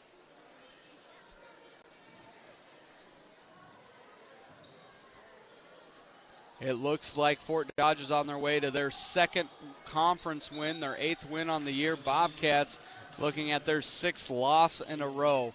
One thing you will have to look at this week, I thought in the first 4 games of this losing streak, they looked really sloppy defensively. The last 2 nights, they've looked pretty good defensively, aside from a couple, about 3 times in the second half, not finding shooter. Beyond that, they have been really good on the defensive end, limiting teams on the offensive side. But the Bobcats have got to find a way to score here. Freshman guard Amara Johnson, left-handed dribble, drops it off for Sydney Capeyu. Capeyu standing on the D of the Dodger, behind the back dribble. Now picks it up, hands it off to Amara Johnson. Got to swing sides. Right now they're staying on a third of the court, not doing much. 7 seconds left to go. Entry pass to Frankie Long. Blocked by Mayo. Gets it to Capeyu. Capeyu drop step up off the back iron. No good. Rebound Mayo. And nice job from Mayo, just ripping and going. Palmer back to Mayo. Tipped away by Capeyu. Tipped away by Palmer. Back to Long. Falling down, and it's got to be a foul on Brooklyn Palmer. And it will be with 2:14 left to go.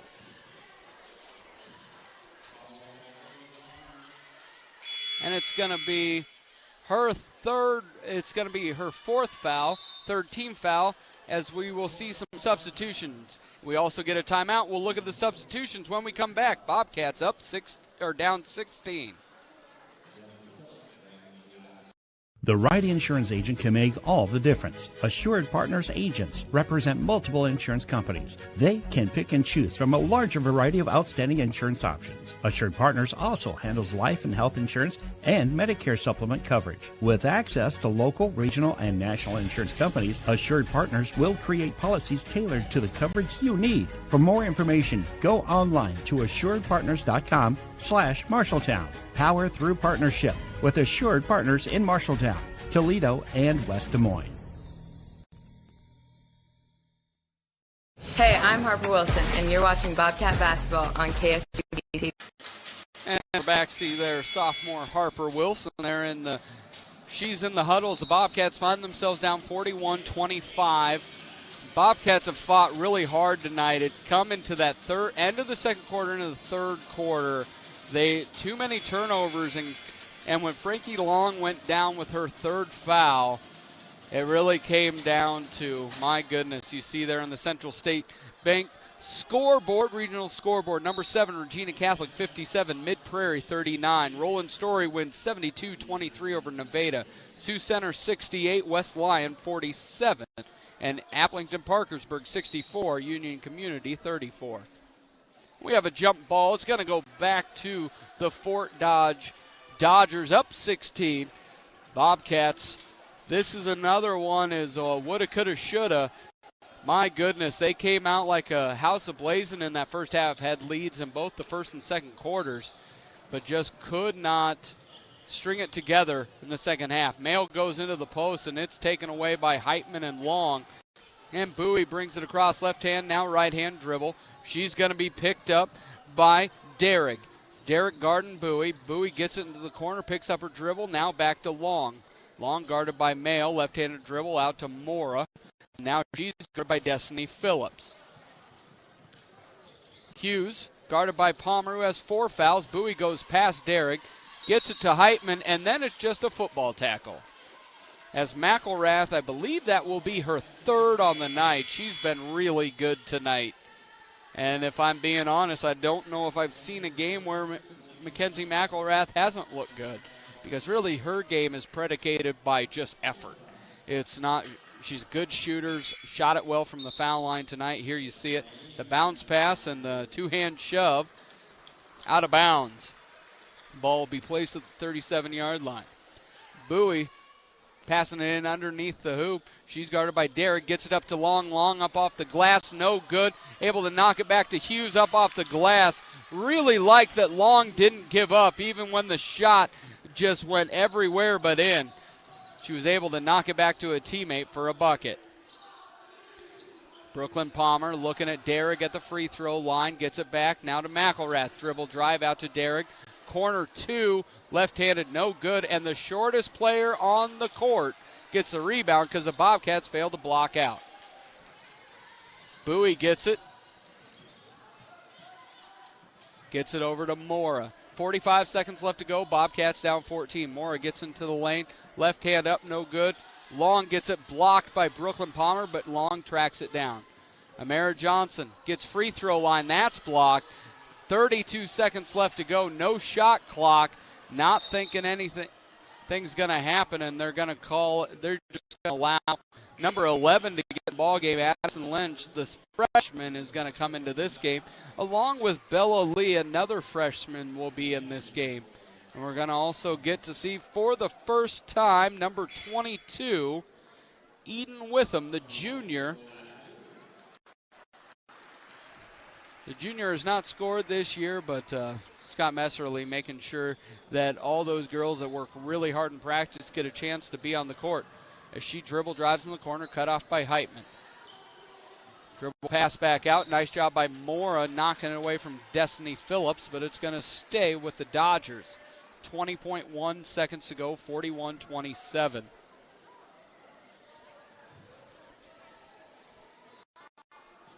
Pass in here by Bella Lee. Gets it over. Oh, my goodness, number 6. Half dozen blocks by Long, and it's going to end up being Witham off of Long's leg, but Janelle Derrig is out there along with Witham, Bella Lee, Destiny Phillips. And Witham up, and her first bucket of the year. That's a big one. She gets her first bucket of the year. And Eden Witham. And that'll do it, 43-29.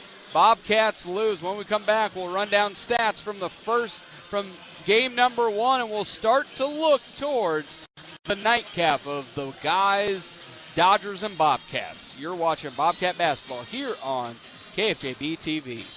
Some drivers trade cars every year or every other year. Some drive their cars till they drop. Whatever kind of driver you are, Lennox Employees Credit Union is here to get you into the car for your style of driving. You're invited to go to our website, lennoxecu.com, for membership eligibility and loan rates, or call the office to talk to a loan officer. The loan process is quick and easy. Low auto loan rates from Lennox Employees Credit Union, 1004 East Main Street in Marshalltown. Member NCUA.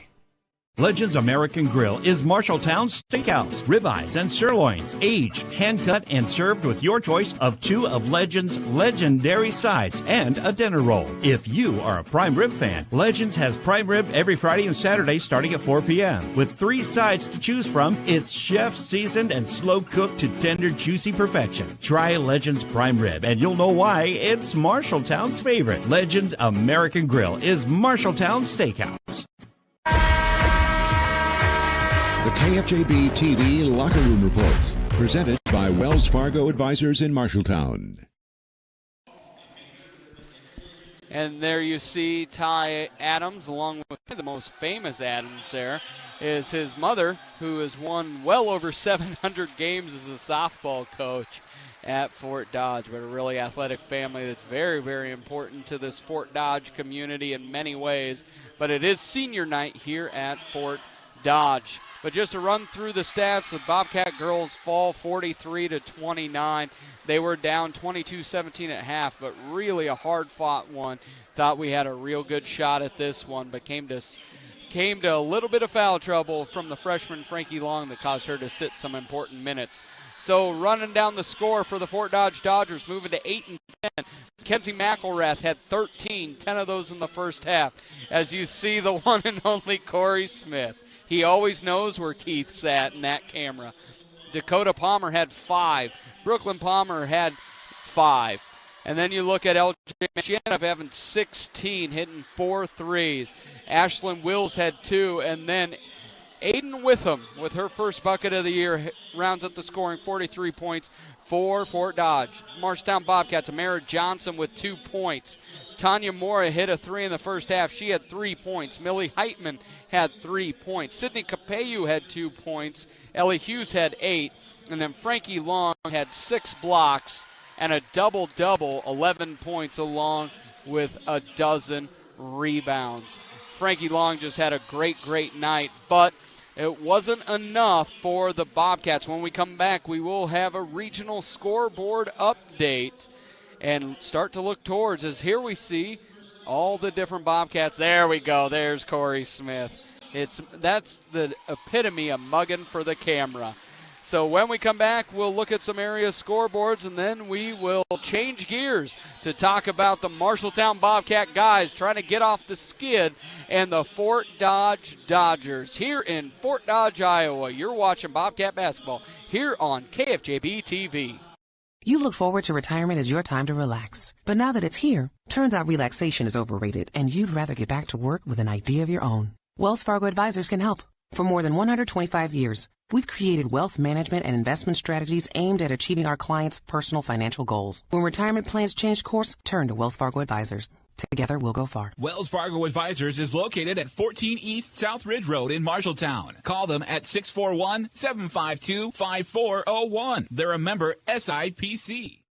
There's a city within a city not far from here. The city includes a beautiful apartment building with indoor parking, a chapel, a movie theater, a swimming pool, exercise and recreational facilities, putting greens, and more. The city isn't really a city, but it is a wonderful place to live. Make friends and live your best life. It's the Embers Retirement Community in Marshalltown. The Embers provides security, independence, and companionship. Beautiful grounds outside and lovely studio, 1- and 2-bedroom apartments inside. See it for yourself. The Embers in Marshalltown.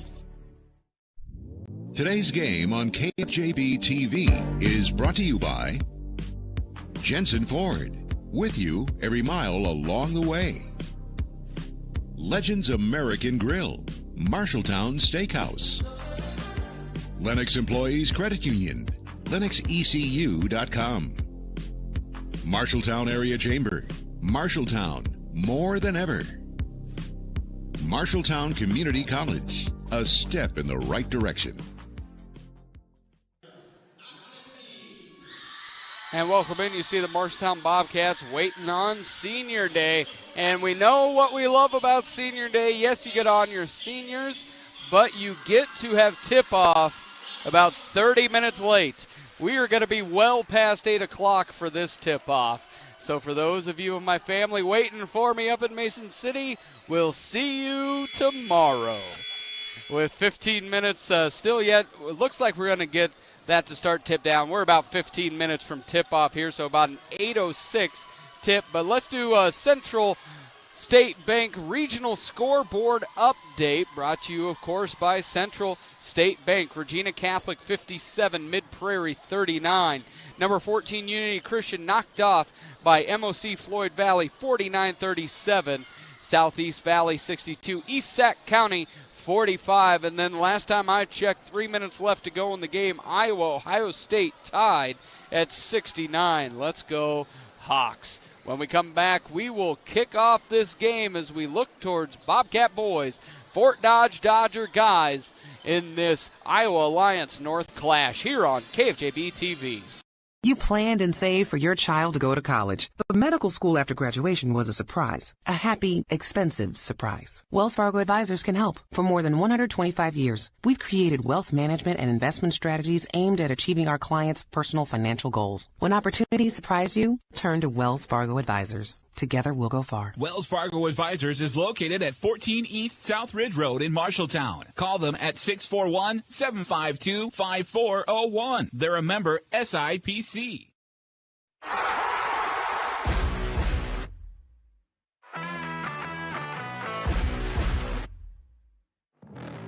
Hayes drops back, looks to pass. He's got him in the flat. That's Tate Ring, makes the catch. He's up to midfield. He breaks away at the 40, 30, 20.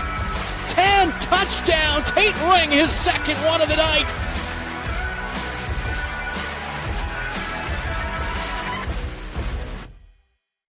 It's Adventure On for Marshalltown Scouting. Adventures like backpacking, ziplining, rock climbing, canoeing, swimming, and more. Survival skills for a scout's greatest adventure, life. Scouts give back to the community. Marshalltown Scouts have provided over 1 million hours of service to our community in our 70-plus year history. Scout leaders are highly trained in screen. Parents are a huge part of scouting, too. Scouting provides unique opportunities available nowhere else. To learn more about scouting in Marshalltown, go to iascouts.org. Adventure On. Welcome to the countdown to tip-off on your home for the Bobcats, KFJB-TV. Welcome back in. As you see, Marshalltown Bobcats 12.5 minutes from tip-off. But as we see the Marshalltown Bobcats 6-11, they have lost 6 in a row in a bit of a struggle. starting lineup will look a little bit different. We'll talk about that later. But Fort Dodge a little bit up and down. 2-2 in their last 4 games, sit at 4-13 overall. Do have a big win over Waterloo East last week, 68-66. They're led by junior Cade Westerhoff. When we come back, we'll look at some matchups in the Iowa Alliance along with area matchups, and we will start to continue to break down this matchup as the Bobcats look for their 7th win in a row and ending that 6-game skid as Fort Dodge looks to go 5-13 here on KFJB-TV.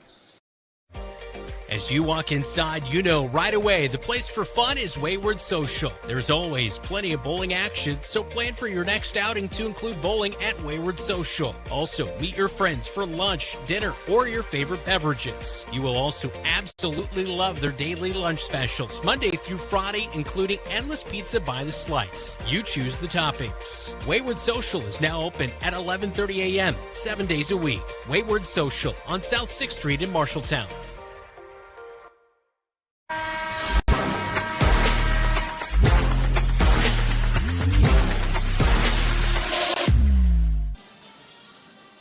And we're back here with 10:55 left till tip-off. You see the one and only Lamar Johnson. He'll be in the rotation here tonight after being sick for a couple games there. But we've got some matchups here in the Iowa Alliance. We have one Iowa Alliance North matchup other than what you will be watching here tonight. Ames will be taking on Waterloo East at Waterloo East. Des Moines North will host Des Moines Lincoln. Des Moines Hoover hosts Des Moines East. Des Moines Roosevelt will host Ottumwa, while West Marshall will host a Perry team that knocked off this Fort Dodge team last week. So we've got a good one for you. When we come back, you will hear from the head man coach, Michael Apple, as we get closer and closer on the countdown to tip-off here on KFJB-TV. You should never have to wait after ordering new appliances. At Penn's Appliance, you wouldn't, with an incredible selection in stock and ready to install today. Our friendly team is here to help you pick the perfect set to match your style. And let our professional technicians install and set up your new appliances, often delivering the very next day. Stop in today, see all the new features, and find your new look at Penn's Appliance. For sales and service of everything appliance, go see the Pence team.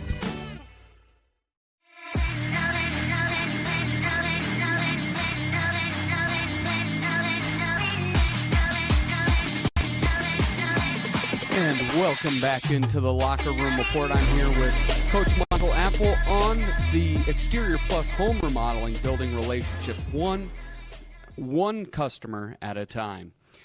Coach, this is a big matchup. We go up to Fort Dodge. Fort Dodge is playing really good basketball right now, a little bit up and down, but was able to knock off a good Waterloo East team. But the last time we played, it was one of the hottest starts the Bobcats had had all year. It was 40-18 at halftime.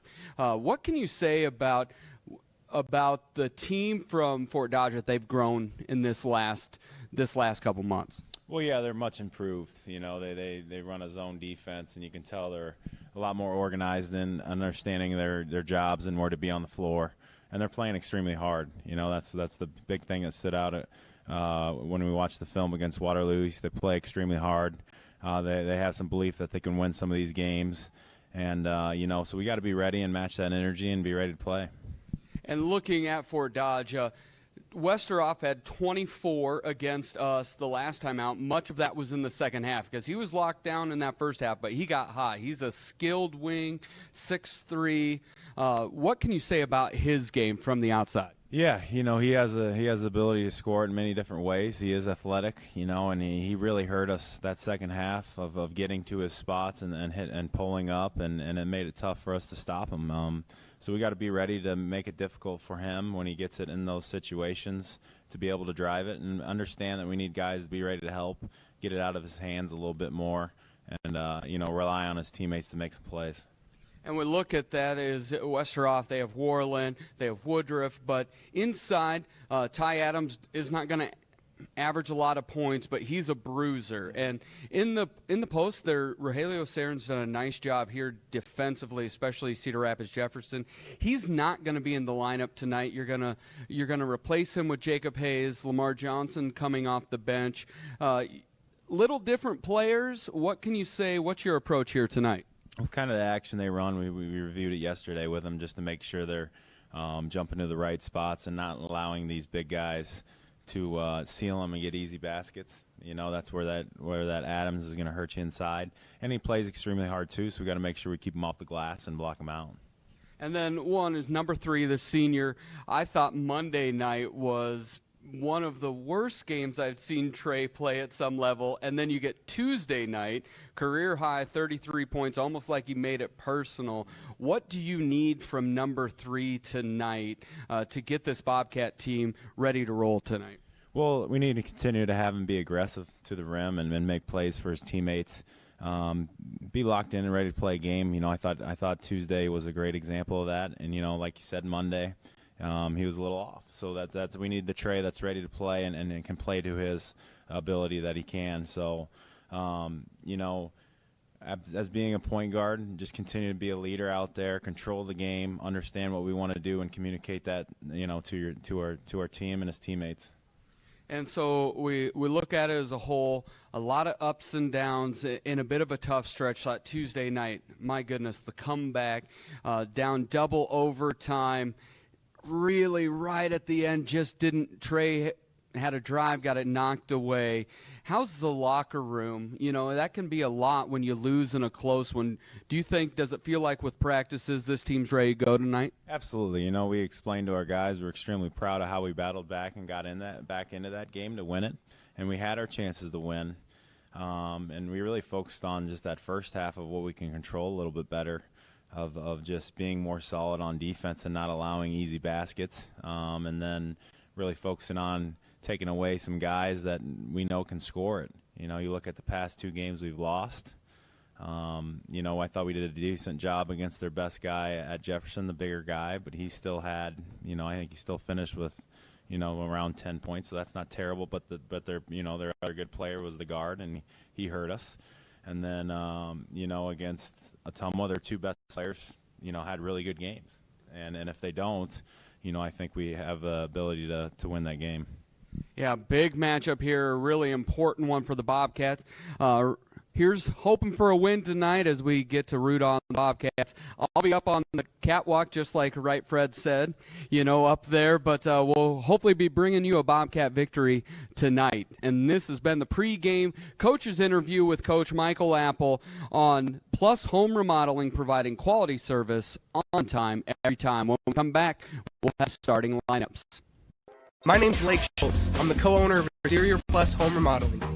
At Exterior Plus, we truly strive to build relationships one customer at a time. And that's why we're the Midwest's #1 choice in full home remodels. Located in Marshalltown, Iowa, as well as Lincoln, Nebraska, we pride ourselves in providing quality service on time, every time. Give us a call for a free inspection and estimate at 844-261-6111. That's 844-261-6111. Thanks. Talk to you soon.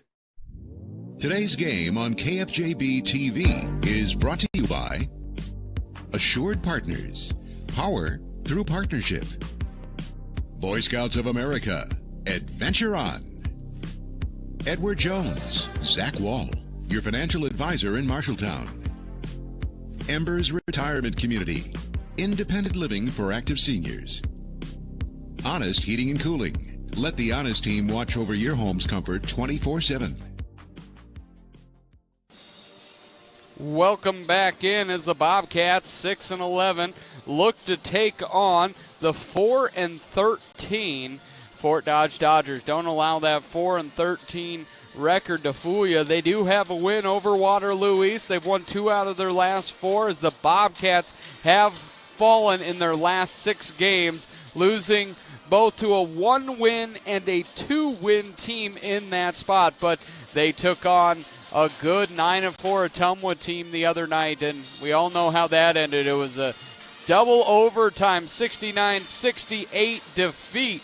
But as we get to the starting lineups, let Sandvik Enterprises in Marshalltown deliver for you while we deliver you the starting lineup. As we look here for the Fort Dodge Dodgers, it's going to be Carter Woodruff, Cade Westerhoff, Tytrell Mosley, Ty Adams, and Drake Warland. Looking at the stats for all these young men, as you look at Westerhoff, he's averaging, I believe, 18 points a game. He had 24 against the Bobcats their first time out. He was really good as they were shut down early, but he came on late. Westerhoff is a big reason for those victories. As you look and then to the point guard, Carter Woodruff. Woodruff is shooting 36% on the year, but shooting almost 87% from three, as you look at him averaging just under 10 points a game. Tytrell Mosley, the sophomore, shooting 25% from the field, hasn't shot it real well, but he is averaging 5 points a game. Ty Adams, the senior, he's big and bulky, but he has averaged just under 6 points a game. And then Drake Warland averaging over 10 points a game. For your Bobcats are going to be a little bit different here tonight. Trayshawn Brooks coming off his 33-point game the other night. He will get the start. Carter Giannetto averaging about 8 points a game. He's going to Simpson. He was good defensively, had a couple big buckets late.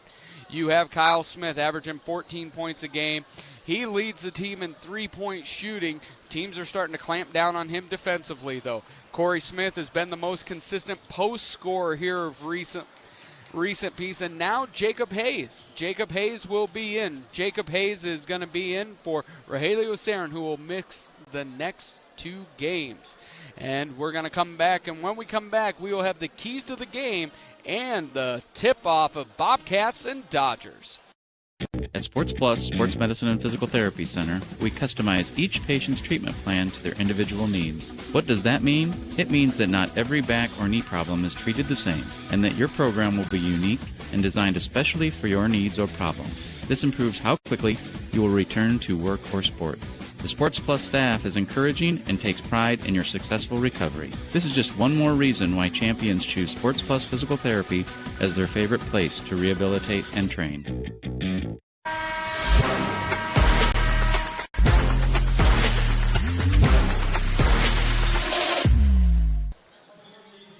Getting ready for the starting lineups here. We're getting real close to tip-off. When we come back, those keys to the game and the tip-off here on KFJB-TV.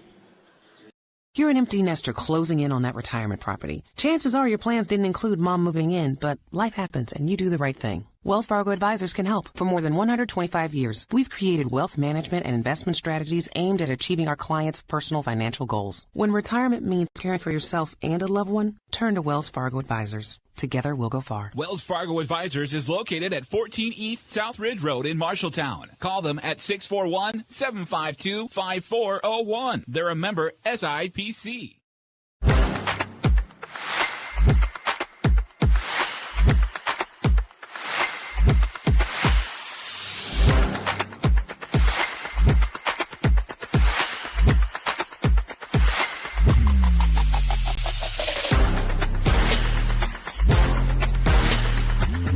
Will take the three. Boy, that's a pure bucket right there.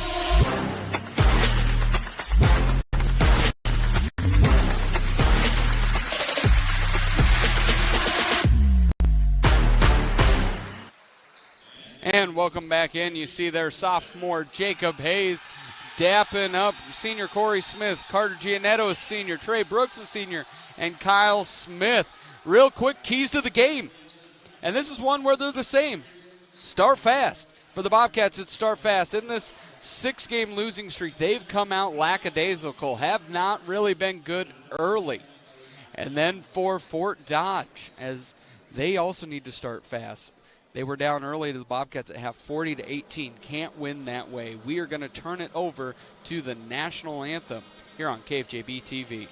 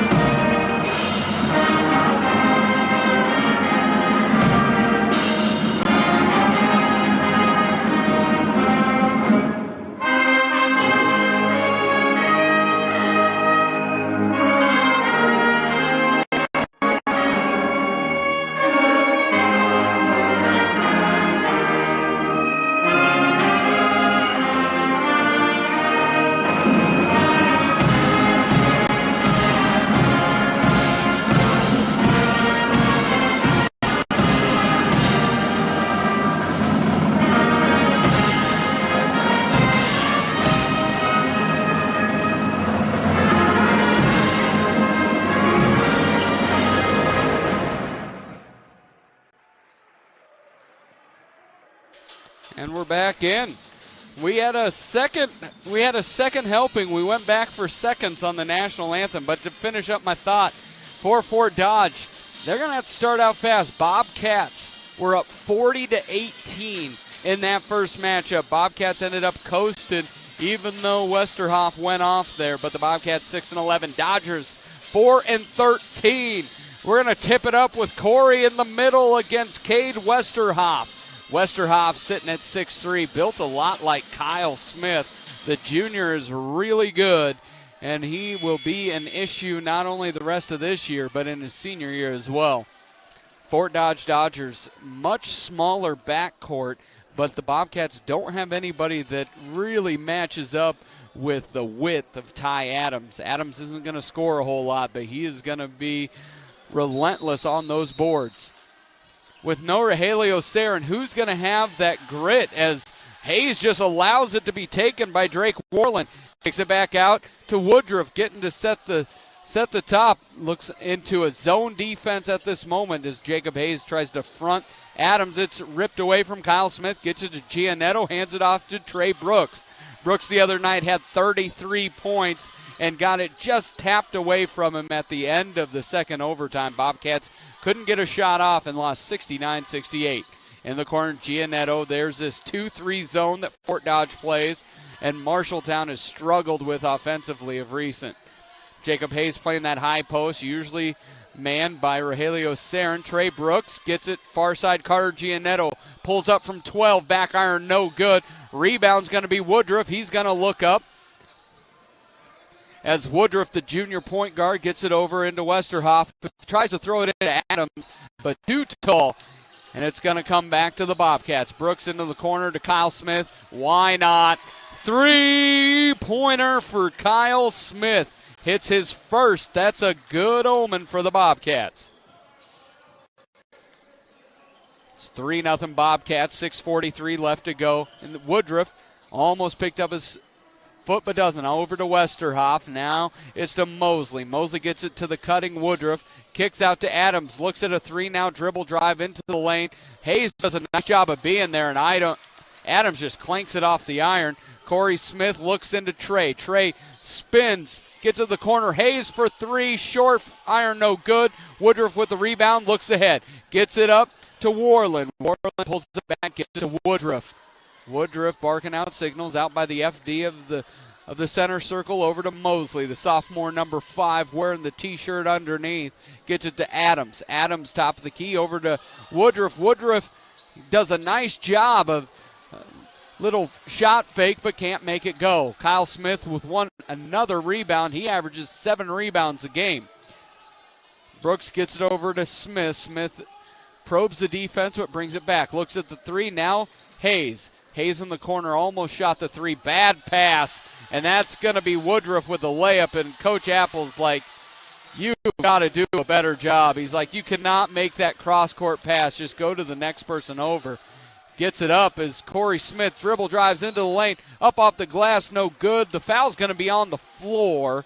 And it looks like it's going to be on Woodruff. That foul's going to be on Woodruff.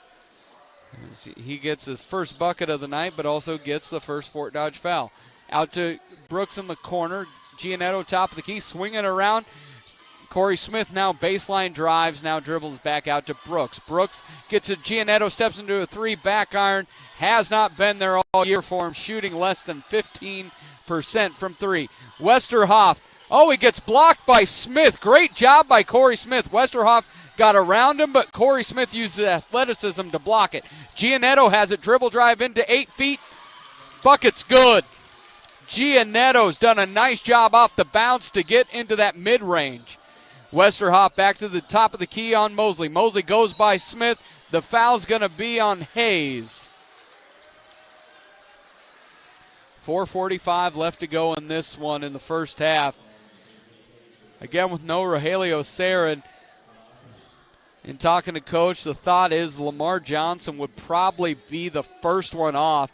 Not only is Rogelio out, Jacob Thiessen has been that 6-man all year long, and he's not here either. Here you see Carter Giannetto steps right into that 10-footer, and that thing is nothing but net.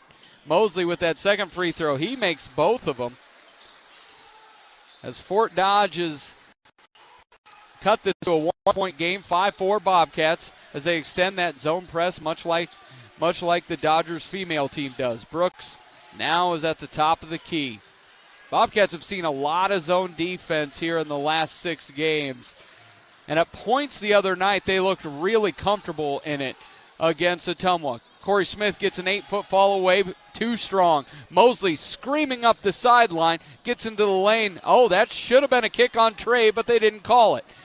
Up the left sideline to Corey Smith. Kyle looks at a 3, but pulls it back out to his brother Corey. Back to Kyle. Looks at the 3, knocked away from Westerhoff. Nice quick hands by the junior. Gets it up to the side, up to Woodruff, back to Westerhoff, and Carter tips it away. They're going to call a foul on the senior guard, Carter Giannetto. 5-4, 3:58 left to go in this first quarter. Up and down, not a lot of buckets so far. It's 5-4. We see our first substitution, and my crystal ball was right. Lamar Johnson in for Jacob Hayes. And it's going to be Hayden Zuspan in for Fort Dodge, in for Mosley. And it's going to be an offensive foul. Are they going to call that on Woodruff? It's going to be Woodruff, and I believe that's his second. It is. And Mosley will come in for the junior point guard, Carter Woodruff. Woodruff is not a big scorer, but he does average just under 10 points a game. He is a noticeable contributor on this Dodger team. Corey Smith gets it back to Giannetto. Again, we haven't seen any free throw touches out of this zone. We haven't seen much going on except for this little 10-foot jumper, no good. Lamar's in there. He had 6 the last time these teams came together. It's going to stay with the Bobcats. Lamar gets on the floor and able to get the tie-up. Lamar had his career high against this Dodger team. Those 6 points are a career high. And Trey's going to be the one inbounding it. 4 up top. Chris Croft's dive out to Giannetto. Gets it to the corner to Trey Brooks. Looks at it. Corey decides to go Kyle top of the key in the corner to Lamar. Back out to the Dodger logo to Carter. Kyle steps into a 3. I'll take that. That's 2 for the sophomore. He has struggled mightily to shoot it. Not so today. Really nice way to step into that one. Bobcats 8. Fort Dodge 4. As we try to see here, as they pull it back out, Mosley pulls it back out here. Gets it to Ty Adams, top of the key. Over to Zuspan. Zuspan guarded by Brooks. Now gets Westerhoff down in the post. Corey Smith allowed him to get too deep, and then Westerhoff just faced him up and went right on past him. Westerhoff's a good player. He's got 2. Corey Smith, the lane opens up. Back iron no good. Gets his own offensive rebound. He kicks it back out to Giannetto. It's 8-6. Brooks likes the 18-footer. He loves that rhythm dribble behind his back, and he can just step into that jumper. He was able to do that the other night, and it's going to be a foul on Lamar Johnson, and that'll put Ty Adams on the line. As we see the replay here, you see Kyle stepping into his second. He got a little bit of rim, but a whole lot of net. His second 3, he has 6 points so far. Ty Adams going to the line. Ty on the year is shooting 76% from the free throw line. Doesn't shoot it real well anywhere else, but he is really good on the line. He gets his first. Westerhoff's going to take a break right here as they get Tavon Feely, the sophomore, is in. Second one is up off the iron, no good. Rebound's going to be Corey Smith. Trey Brooks sprints across the midcourt line. He's guarded by Mosley. Gets it to Corey Smith, but is knocked away. Goes to Ty Adams. Drops it off to Mosley. Mosley hits the sky. He was going for the 3rd solar system out there. That thing went about 40 feet high and was 3 feet short. Bobcats get it 10-7, 1:50 left to go in the first quarter. Brooks gets it back to Lamar. Lamar was not expecting it. Gets it back to Trey, top of the key. Guarded by Mosley. Smith rips through, now has Adams on the post. A little no-look to Lamar, up off the glass short. Really nice pass by Corey. Lamar couldn't finish. Here comes Mosley, and the Dodgers gets the top of the key to Feely. Feely gets it in. Lock in. It's knocked away from Warland. Bobcats coming up. Gets it to Kyle Smith. Step in for a three. Block. Foul. It's going to be a foul on Feely. Feely wanted to get and contest after Smith had scored 2 threes, but he got in and hit him on the arm. Sophomore has not had this type of impact scoring in the first quarter in really since last calendar year. As he makes the first. Kyle on the year is shooting 69% from the free throw line. Anticipate him being an almost 80% free throw shooter by the time his career is over. Second one is up and good. Sophomore leads all scorers with 8 points as Jacob Hayes comes back in for Lamar Johnson. Assume you'll see a lot of that here tonight. Lamar and Jacob going in and out. I would anticipate the other 4 starters playing a lot of minutes, if not all of the minutes, unless foul trouble becomes an issue. And then Kyle cannot make the third. He goes 2 of 3 from the line. He has 8 points. Westerhoff goes right into Corey and is able to take it up. He elevates well. He has balance as he goes in. I really like his game. 12-9 as that zone press continues just to slow down the Bobcats. Not causing them to turn it over, but slowing them down some. Brooks gets it to the free throw line. Hayes gets it back to Brooks, top of the line. Corey steps into a 3. Bucket. That was splash time right there. Big 3 by Corey, his first, Bobcats third. Mosley, left-handed dribble, hands it off over to Zuspan. Zuspan gets it back over to Mosley. Mosley thinking about looking inside, nobody there as Connor Jensen is in the ball game. It's Westerhoff, it's Zuspan, it's Feely, it's Mosley, and it is Jensen as Mosley shoots a rainbow again. He's got a really high arc on that one. 13 seconds left to go. Bobcats up 6. Brooks gets it over to Kyle. Kyle back to Brooks. Brooks gets in the free throw line. Drops down to Corey. Corey's going to be fouled with 5 seconds left to go. Trey did a nice job of finding Corey down on the block, and then I don't believe Fort Dodge got all 8 seconds of ride time. So we look here as the Bobcats get the ball, going to inbound underneath. Again, that 4 high. They're going to crisscross dive down to the basket. Get it to Hayes. Hayes back, and it's going to be a foul. Jacob Hayes will be shooting free throws here. The sophomore Jacob Hayes, as we're going to look at a replay here real quick. As you look at Corey steps into that 3, and that is pure. Jacob Hayes on the year, number 30. Has not made a free throw. I don't believe he's attempted a free throw here so far this year. First one is up and is good. One of the things Coach has done as this year has gone on, Jacob and Lamar have played a lot more on the JV just to give them minutes and reps, and it came in really handy the other night as Jacob misses that second one. Jacob scored 26 in the JV, long almost up front iron, and he was ready to roll by varsity time and hit a 3 in that game.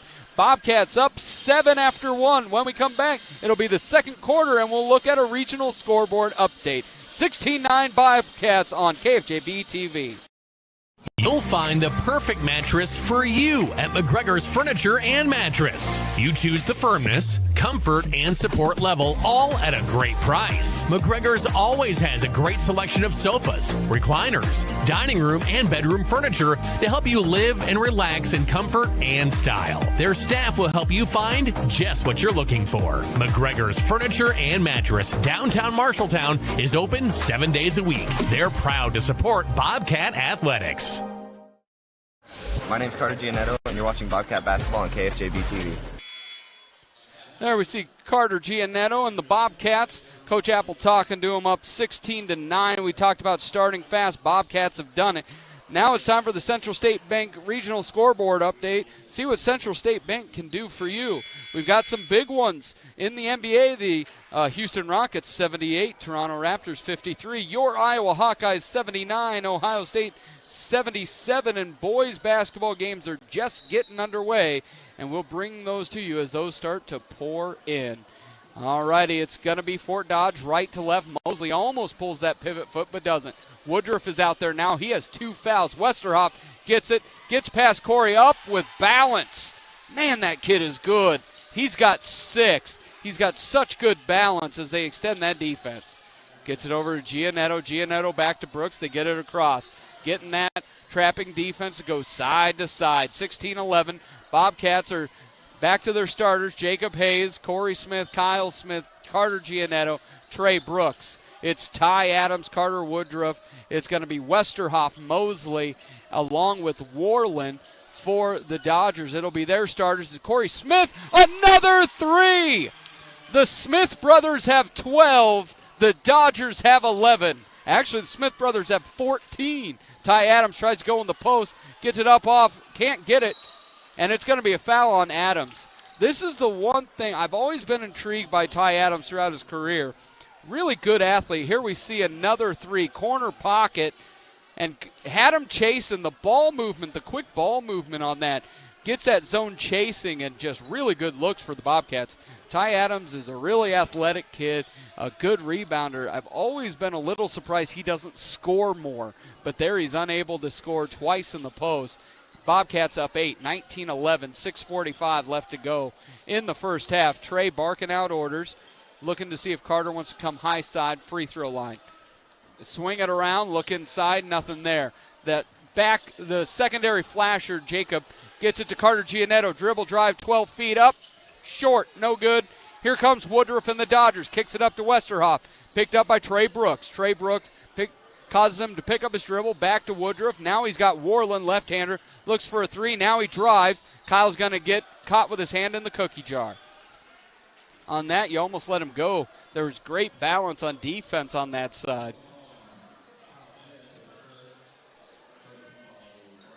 As you look at the initial, it's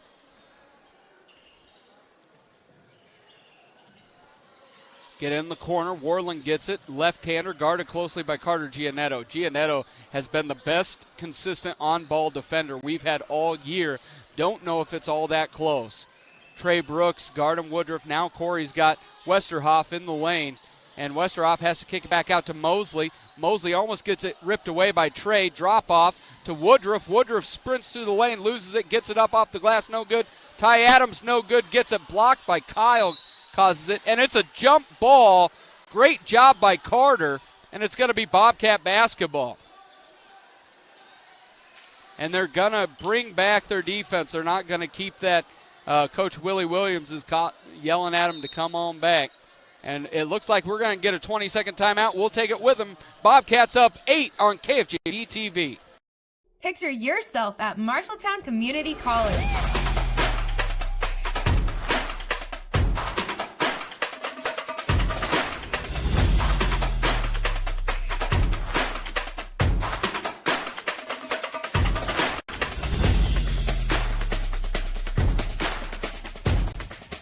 Become a Tiger for life. Visit ncc.iavalley.edu. Locations in both Marshalltown and Grinnell.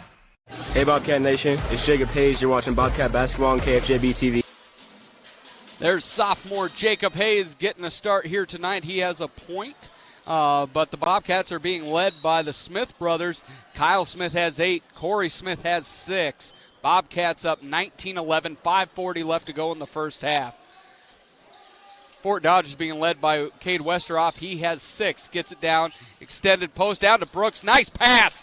Brooks with a little spin-a-rooney off the glass for 2. He's got 4 points. Bobcats up 10.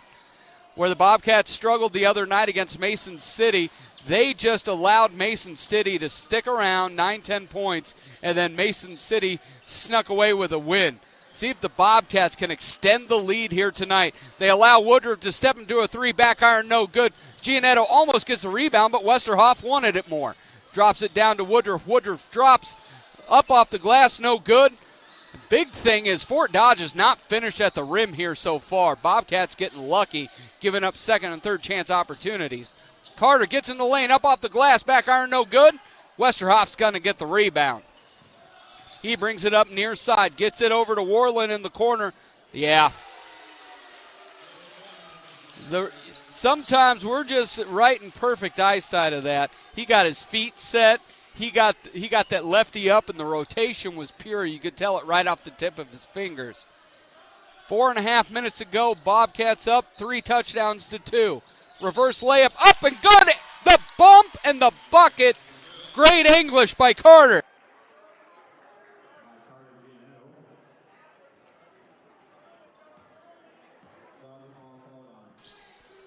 Look at that spin off the glass. Carter has 4 points, looking for 5. Shooting 72%. And that, I don't think you can have air horns with a shot, and they're now talking. You can't have an air horn in here.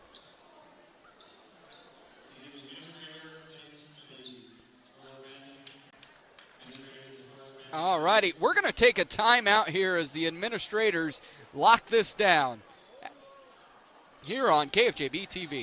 Small businesses are the backbone of our community. Marshalltown Area Chamber of Commerce reminds you that when you shop locally, you are benefiting members of our community and adding to our local community overall. You'll find local business owners are generally more knowledgeable, provide better service, and even know their customers by name. Marshalltown Area Chamber of Commerce exists to be an advocate for our business community. Membership in the Chamber benefits your business and adds to the strength of our advocacy efforts. For more information on shopping locally and Chamber membership, go to Marshalltown.org.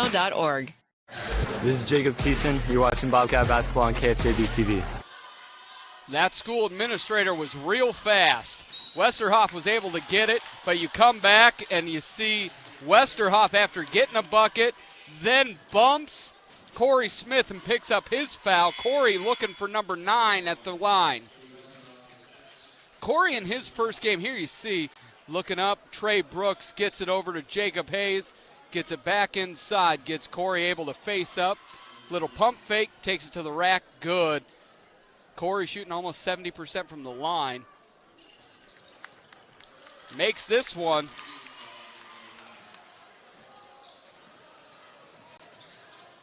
Corey with 6 points in this second quarter. He's got 9 overall to lead all scorers, 27-16. Bobcats remain in that zone defense. Swings it around to Warland. Warland just had a 3.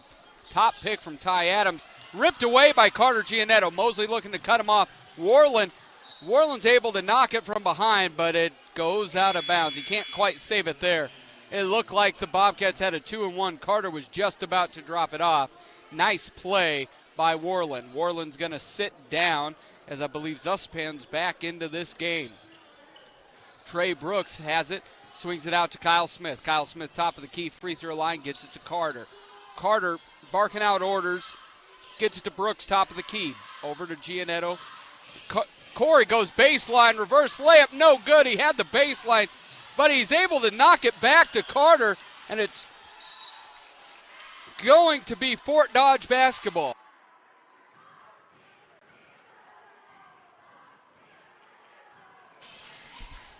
It'll be inbounded by Carter Woodruff. Woodruff picked up 2 quick fouls, but he's been able to play most of the second quarter without picking up his third. Gets it back to Mosley. Mosley, the sophomore, has started all 18 games this year. He gets it back over to Carter Woodruff. Woodruff gets a pick from Ty Adams, but Carter's able to stay in front of him. Kyle Smith guarding Mosley. Adams takes the pick there. Now he looks to post in Kyle Smith but he's not able, knocked away by Trey Brooks. That's going to be off Mosley. And it's Bobcat basketball. Great job. Nice job by Jacob Hayes and Trey Brooks trapping in the corner there. As you see with Fort Dodge, they use Ty Adams almost essentially as a pick and roll guy. The issue with that is Ty, when he gets in the post, has been unable to finish all night long. Trey Brooks brings it across the timeline. Bobcats up 11 with 2.5 minutes left to go in the first half. Trey Brooks has Mosley on his hip, gives it to Corey Smith. Corey finds Carter, free throw line extended. Now he spins back, gets it to Corey. Corey back to Carter, baseline drive, little 8-foot gimme, no good. Rebound Ty Adams. And he's going to bring it up. Again, we talk about that skill, athleticism. He's able to dribble, drive, and Corey comes late And it looks like it's going to, they're going to allow it. Going to say the basketball was on its way down. That'll be Ty Adams' first bucket of the night, his third point. It's 27-18, 125 seconds left to go in this first half. Carter drops it into Trey. They're talking about the weather as they come across the timeline. It's Hayes, Brooks, Giannetto, Corey Smith, Kyle Smith. Trey picked up nicely by Mosley. Corey gets it right back to Trey. Trey one-on-one behind the back dribble. Gets into his chest, shoots it up, gets the roll. That is all about being a 6'1 senior with strength. That was great defense from the sophomore. Just too strong and just enough leaping ability for Trey to get that one off. Woodruff barking out signals, gets it to Ty Adams, guarded by Hayes. Looking for the rollover by Zuspan. It's going to be the third foul on Carter Woodruff, and that's his second on an illegal screen. Same play, that far side to get the pick to the shooter on that little curl pick. And there you go. You see Trey, just nice straight-up defense from Mosley, but Trey's bigger and stronger and able to knock that one in. It's going to be a timeout. Bobcats up 11 with 1:25 left to go in this half. You're watching Bobcat basketball here on KFJB-TV. The equity in your home is power. Power to remodel your home. Take a memorable vacation. Add a deck or patio. Lennox Employees Credit Union can help you unleash the financial power you possess with a home equity loan. Consolidate debt, fund a student loan, or pay for a wedding. The loan process is easy. See Lennox Employees Credit Union, 1004 East Main Street in Marshalltown. Member NCUA, Equal Housing Lender. Online at lennoxecu.com.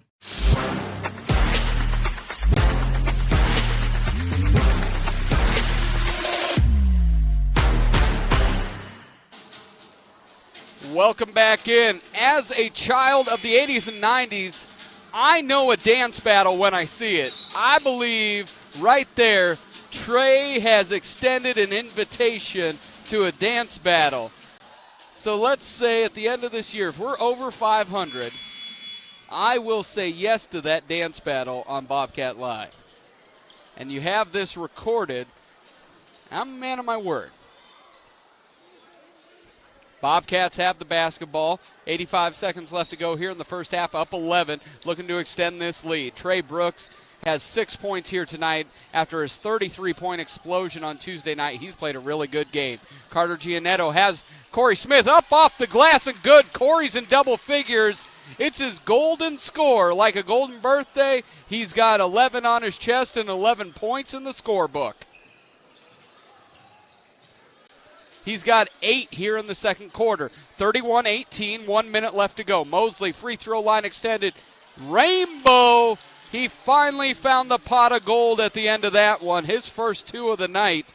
It is 31-20. Bobcats defense has been really good here in the first half. Much better start than what the Bobcats have had over the last 3 weeks. Looks inside, got Kyle Smith in the corner. He's got to call a timeout, and they're going to call it right there. We'll take it. We're actually going to stay here with it. We've got 31.2 seconds left to go here. Bobcats up 31-20. Here you go. See that wonderful baseball pass. Corey Smith coming from that opposite side. They've ran that quite a bit. They used to run that with Drake Capello quite a bit. And Armani Thomas, as they would bring that pick across the lane, and they'd come and post that up. Here you see it again. Trey gets in the corner to Kyle. That was his first 3 of the ball game. Got all the scoring started. And then you see another one here. Trey, see that, drop it in again. And there you go. Bobcats have their first. Now they have 4 threes in total, 2 by each Smith brother. Looking at that 31-20 lead, there's 31 seconds left to go in the first half, 14 seconds on the shot clock for the Bobcats. Trey Brooks will inbounds. It's Jacob Hayes, Corey Smith, Kyle Smith, Carter Giannetto. And it looks down. Jacob Hayes hands off to Trey Brooks. It's ripped away by Warland. And Warland's a little loose with the dribble, drops off to Ty Adams. Layup is good. Adams now has 5 points. That was sloppy. Trey thought he got hit, Warland was too strong with it. 13 seconds left to go. Corey Smith gets it knocked away. Going to be a foul on Warland, and that is going to be 5th team foul. Corey Smith is going to get a chance to add to the scoring total and to add to this Bobcat lead. Corey on the year, again, shooting from the free throw line, 67%.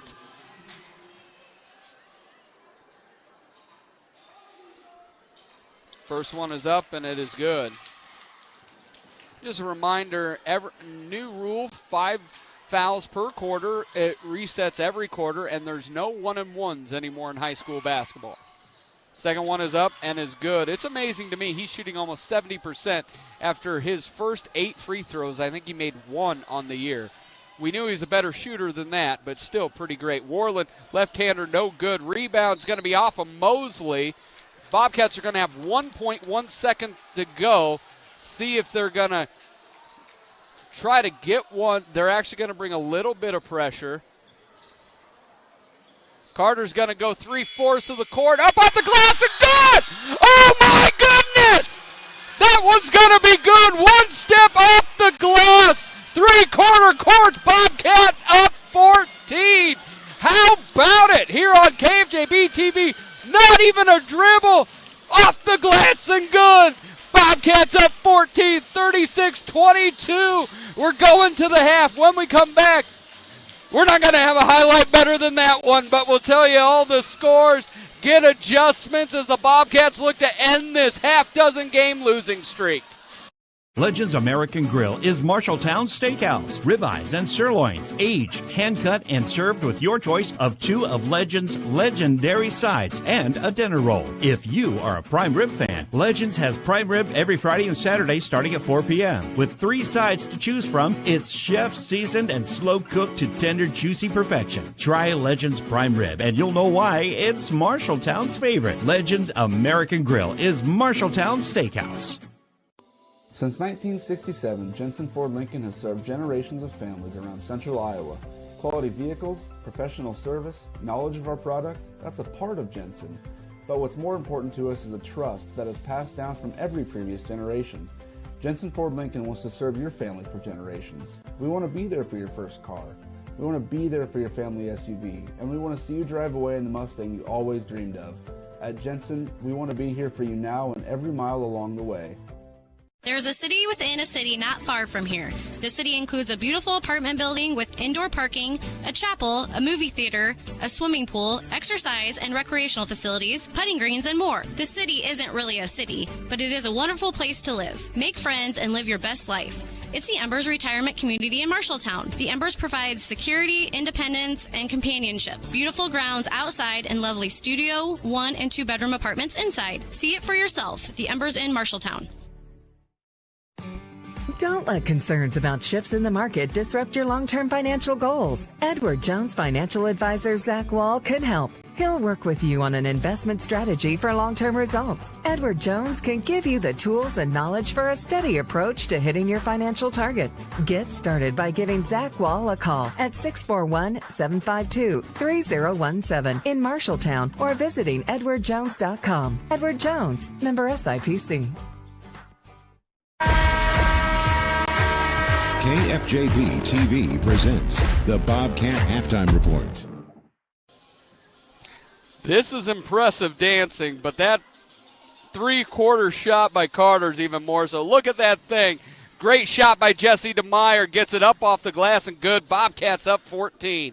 Real quick rundown for the Bobcats. Led by Corey Smith, had 13. He had 10 there in the second quarter. Kyle Smith has 8. Carter Giannetto has 8. Trey Brooks has 6. And Jacob Hayes has 1. On the flip side, Cade Westerhoff has 8.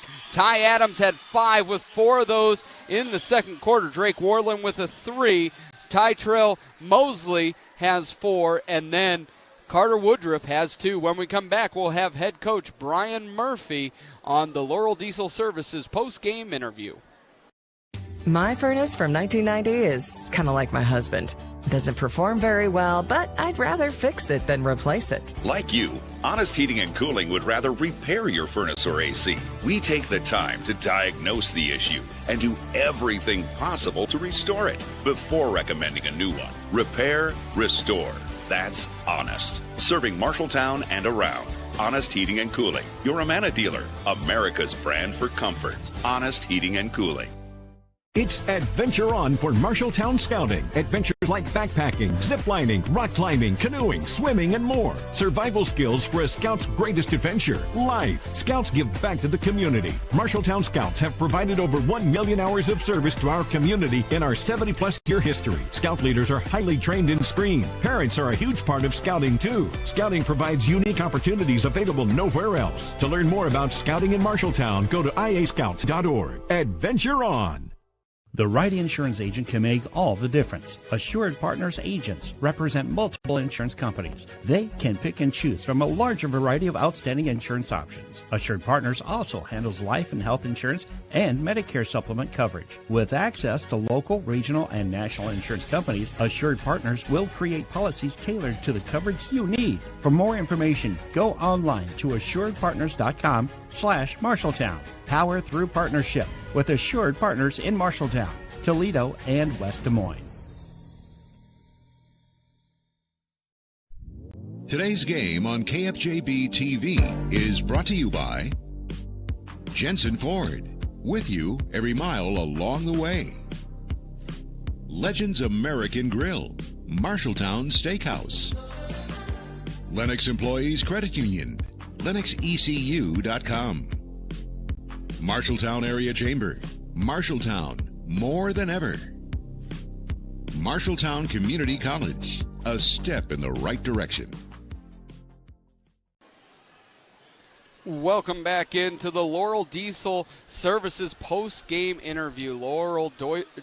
Diesel Services, easy for me to say. I'm doing a doubleheader by myself, little tongue-tied. Qualified local diesel mechanics. I'm Dylan Doze, here with Coach Brian Murphy. A close one tonight, 43-29, but really in that first half, first 14 minutes into the game, it was Bobcats 17, Fort Dodge 15 with 14 post points by the Bobcats. How did you feel about the start tonight? I mean, that was probably one of our better starts of the year. It really felt like for the first time in a while we built off of our previous game where we felt really good about Ottumwa and how we handled ourselves defensively and against the press, and we built on that again where, we basically forced them out of the press because they ran themselves ragged and they were running themselves down. They had to pull back. So, yeah, there's a lot to feel good about that first half. And when you look at the freshman post, Frankie had a really good game against them the first time. This one, she's got a double-double. I think I counted a half dozen blocks. She was really powerful, but she also got in a little bit of foul trouble. And when she picked up that third foul early in the third quarter, it seemed that all the continuity that was early on kind of went away a little bit there in that second half. Yeah, for sure. And the hard thing is when we go to that zone, and we were essentially funneling a lot of those drives right to her. And so, we're telling our guards they've got to pick up that contact, just slow the guards down a little bit so they're not getting a free run at her. Honestly, as many contests as she has the rim, I was impressed that she stayed out of foul trouble as long as she did. Really just, got to get that offensive engine going longer where kind of almost feels like we're running ourselves down in defense and then we just stop moving on offense.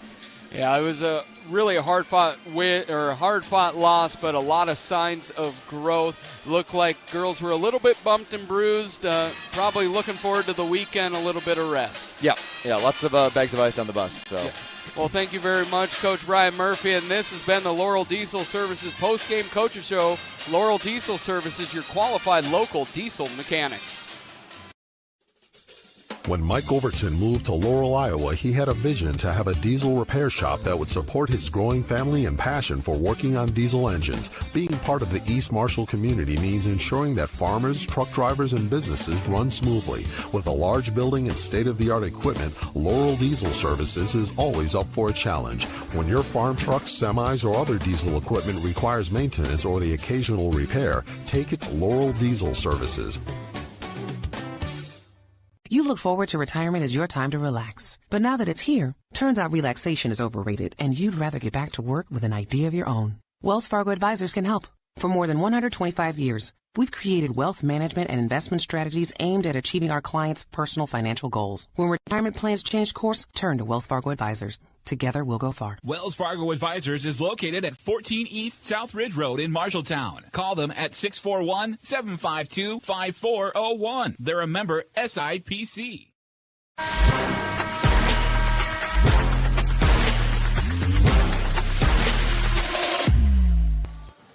Welcome back in. Bobcats 36, Fort Dodge 22. Key adjustment for the second half comes on the defensive end. I think you've got to pick up Westerhoff further out. I think you have to make sure he can't even get the basketball, because when the ball hasn't been in his hands, Dodgers have not scored well. When we come back, we will have the second half here on KFJB-TV. As you walk inside, you know right away the place for fun is Wayward Social. There's always plenty of bowling action, so plan for your next outing to include bowling at Wayward Social. Also, meet your friends for lunch, dinner, or your favorite beverages. You will also absolutely love their daily lunch specials, Monday through Friday, including endless pizza by the slice. You choose the toppings. Wayward Social is now open at 11:30 a.m., 7 days a week. Wayward Social on South 6th Street in Marshalltown.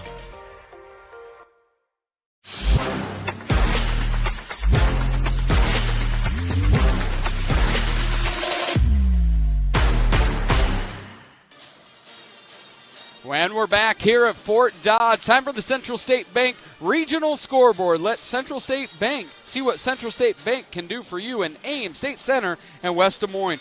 An upset brewing. Johnston up 28-11 at half against number 5 Waukee. Sioux City East, number 4, 86. Council Bluff Lincoln's 59. You have Des Moines Lincoln 25. Des Moines North up 20. They have 45. Number 2 Iowa City West 36. Iowa City Liberty has 29. Number 7 Dubuque Senior 57. Dubuque Hempstead 29. And that will do it for your scores. Plus, of course, your Iowa Hawkeyes 79-77. That was where the heart attack about happened. Carter Giannetto throwing it out from about 60 feet, looking like Jerry West back in the day. And it even got my 13-year-old to text me, what a full court shot. Not quite a full court, but he's a doze. He likes to exaggerate a little bit. And here comes the Dodgers. They have the ball going left to right. Carter Woodruff does have 3 fouls. He gets to Westerhoff, leads the Dodgers with 8 points. Picked up by Kyle Smith. Now Corey Smith double teams. Nice back cut by Worland. The reverse layup short. Kyle Smith with the rebound. Here come the Bobcats. Bobcats up 14. Would love to see them come out fast here. Get it going early. Hayes gets it free throw line. Likes the shot. He's going to make Adams come and guard him. Adams has not played him a whole lot. And for those of you that haven't seen a lot of Jacob Hayes, he's a big kid, but he likes to play a little bit more like a guard. Will shoot it, likes to shoot it face up much more than back to the basket. Worland gets cut off on the lane. Carter gets him. Little throws up, no good. Trey Brooks with an acrobatic rebound, and here come the Bobcats. Bobcats up 16, 38-22, 7 minutes left to go. He crosses over Worland, now gets it up to Corey Smith. Corey leads all scorers with 13. Cross court to Carter Giannetto, gets it back to Trey, top of the key. Back to Carter down, looking inside. Nope, back to Trey Brooks, top of the key. Corey's just sitting in that short corner. And now Kyle guarded closely by Woodruff. Gets it to Hayes. Hayes, a little 15-footer. Why not? Ty Adams cannot sit underneath the hoop if Jacob Hayes is going to do that. He's got 5. And the thing is, he's a sophomore, but the 2 sophomores on this court, I have not seen either of them ever be shy about shooting as Corey Smith rips that one away, and that's going to be Ty Adams' foul. Ty is a physical player. You can't fault him. Well, I do love watching him play. I wish he finished a little bit better around the rim. There you see the swat away for the offhand. I wish he finished a little bit better, but he always has a ton of energy. I've always liked that. Handles the ball pretty well as well. Trey drops it off for Carter. Carter gets Corey now on the post. Trey gets it, kicks it back out to Carter. Kyle Smith gets a pick from Carter, and now he's guarded by Westerhoff. Gets it back to number 1, now in the corner to Hayes. Hayes looks, entry pass, gets Corey on the block. Step through, up and under. No good. Gets his own rebound. That one's good. Bobcats are blowing the doors off the Dodgers. It's up 20, 42-22. This is exactly what the doctor ordered. Bobcats just extending this lead more and more. See if they can get off this 6-game snide. Get it, Ty Adams, top of the key. Gets a curl in from Carter Woodruff. Up, no good, draws nothing but air, and Carter's going to come away with the rebound. Here come the Cats, 5-4 break. Over to Kyle. Mosley is able to stop him, gets it down to Trey. Trey gets top of the key, Corey. Corey back to Trey. It's going to be tipped by Warland, and Coach Apple's like, you got to swing it. You've got to swing it. And there you see a little, just pat the stat. That's an old Moses Malone deal. Get the rebound and then put it on in. Corey's got 15. Trey guarded by Warland. They're counting now Trey picks it up, count stops. Gets it to Carter, dribbles baseline, reverse back out to Corey out at the Dodgers. Back to Corey, extended free throw line, gets that 8-footer. It's going to roll all around everywhere but in. 4:50 left to go in this third quarter. Bobcats up 20. And it's going to be a foul, and it's going to be inbounds in under the hoop. Who are they going to call that foul on? Or are they just going to say off the Bobcats? I think they're just going to say off the Bobcats as Woodruff inbounds to Mosley. Mosley gets it out to Warland, guarded by Giannetto. Now Westerhoff, top of the key, guarded by Corey Smith. Curl in by Woodruff. Woodruff drags his foot, but Ty Adams for a three. Ty's had a really good senior night here tonight. He's got 8 to tie leading scorer for the Dodgers. Dodgers down 17, 42-25, 4:25 left to go in this third quarter. Trey gets a pick from Corey. Now back to Corey, a little 18-foot jumper. Splash. He is on automatic. The senior has 17, and no one can stop him. It's going to be a timeout. Willie Williams will take him with it. 44-25. Bobcats are rolling. At Sports Plus Sports Medicine and Physical Therapy Center, we customize each patient's treatment plan to their individual needs. What does that mean? It means that not every back or knee problem is treated the same, and that your program will be unique and designed especially for your needs or problem. This improves how quickly you will return to work or sports. The Sports Plus staff is encouraging and takes pride in your successful recovery. This is just one more reason why champions choose Sports Plus Physical Therapy as their favorite place to rehabilitate and train. Hi, this is Lamar, and you're watching Bobcat Basketball on KFJB-TV. You see Lamar Johnson out there. He got to play a little bit. There you see Corey Smith, points 16 and 17 for the senior. He leads all scorers with 17. Westerhoff guarded by Corey. Corey's done a nice job defensively on the Dodgers' leading scorer. Warland drives down the lane. He's going to be fouled by Carter Giannetto. I believe that will be a foul on Carter. That'll be his second on the night. And Warland's going to get a chance at the line. He had a three-pointer in the second quarter for his only points, but Warland on the year is shooting. He is shooting 62% from the free throw line as he misses the first. Second one is going to roll around and in.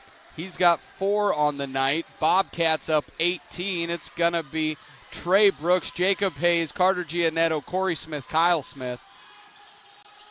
And they've been doing a little bit of, as Kyle Smith gets the offensive rebound, gets it out over to Jacob. They've been doing a lot of weave action on the top side and a cross pick on the baseline to get a post feed on the far block. Oh, nice back cut. Pass from Jacob Hayes. Trey Brooks with a bucket. It's surgical at this point. Bobcats up 20, just like a scalpel. Making all the right cuts, and it's going to be a carry on Warland. Hayes started off a little bit iffy. He made a couple misreads, gave up an offensive rebound here and there, but he's been much better here since he got subbed out in the first quarter. He's been much better here of late. Hayes looks at that back cut. Now Corey Smith, top of the key.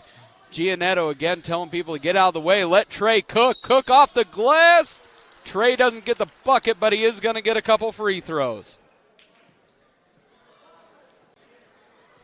It is, I know, talking to Coach Apple, there was at times that the offense, during this stretch where they were just out of rhythm, out of sync, not being where they needed to be.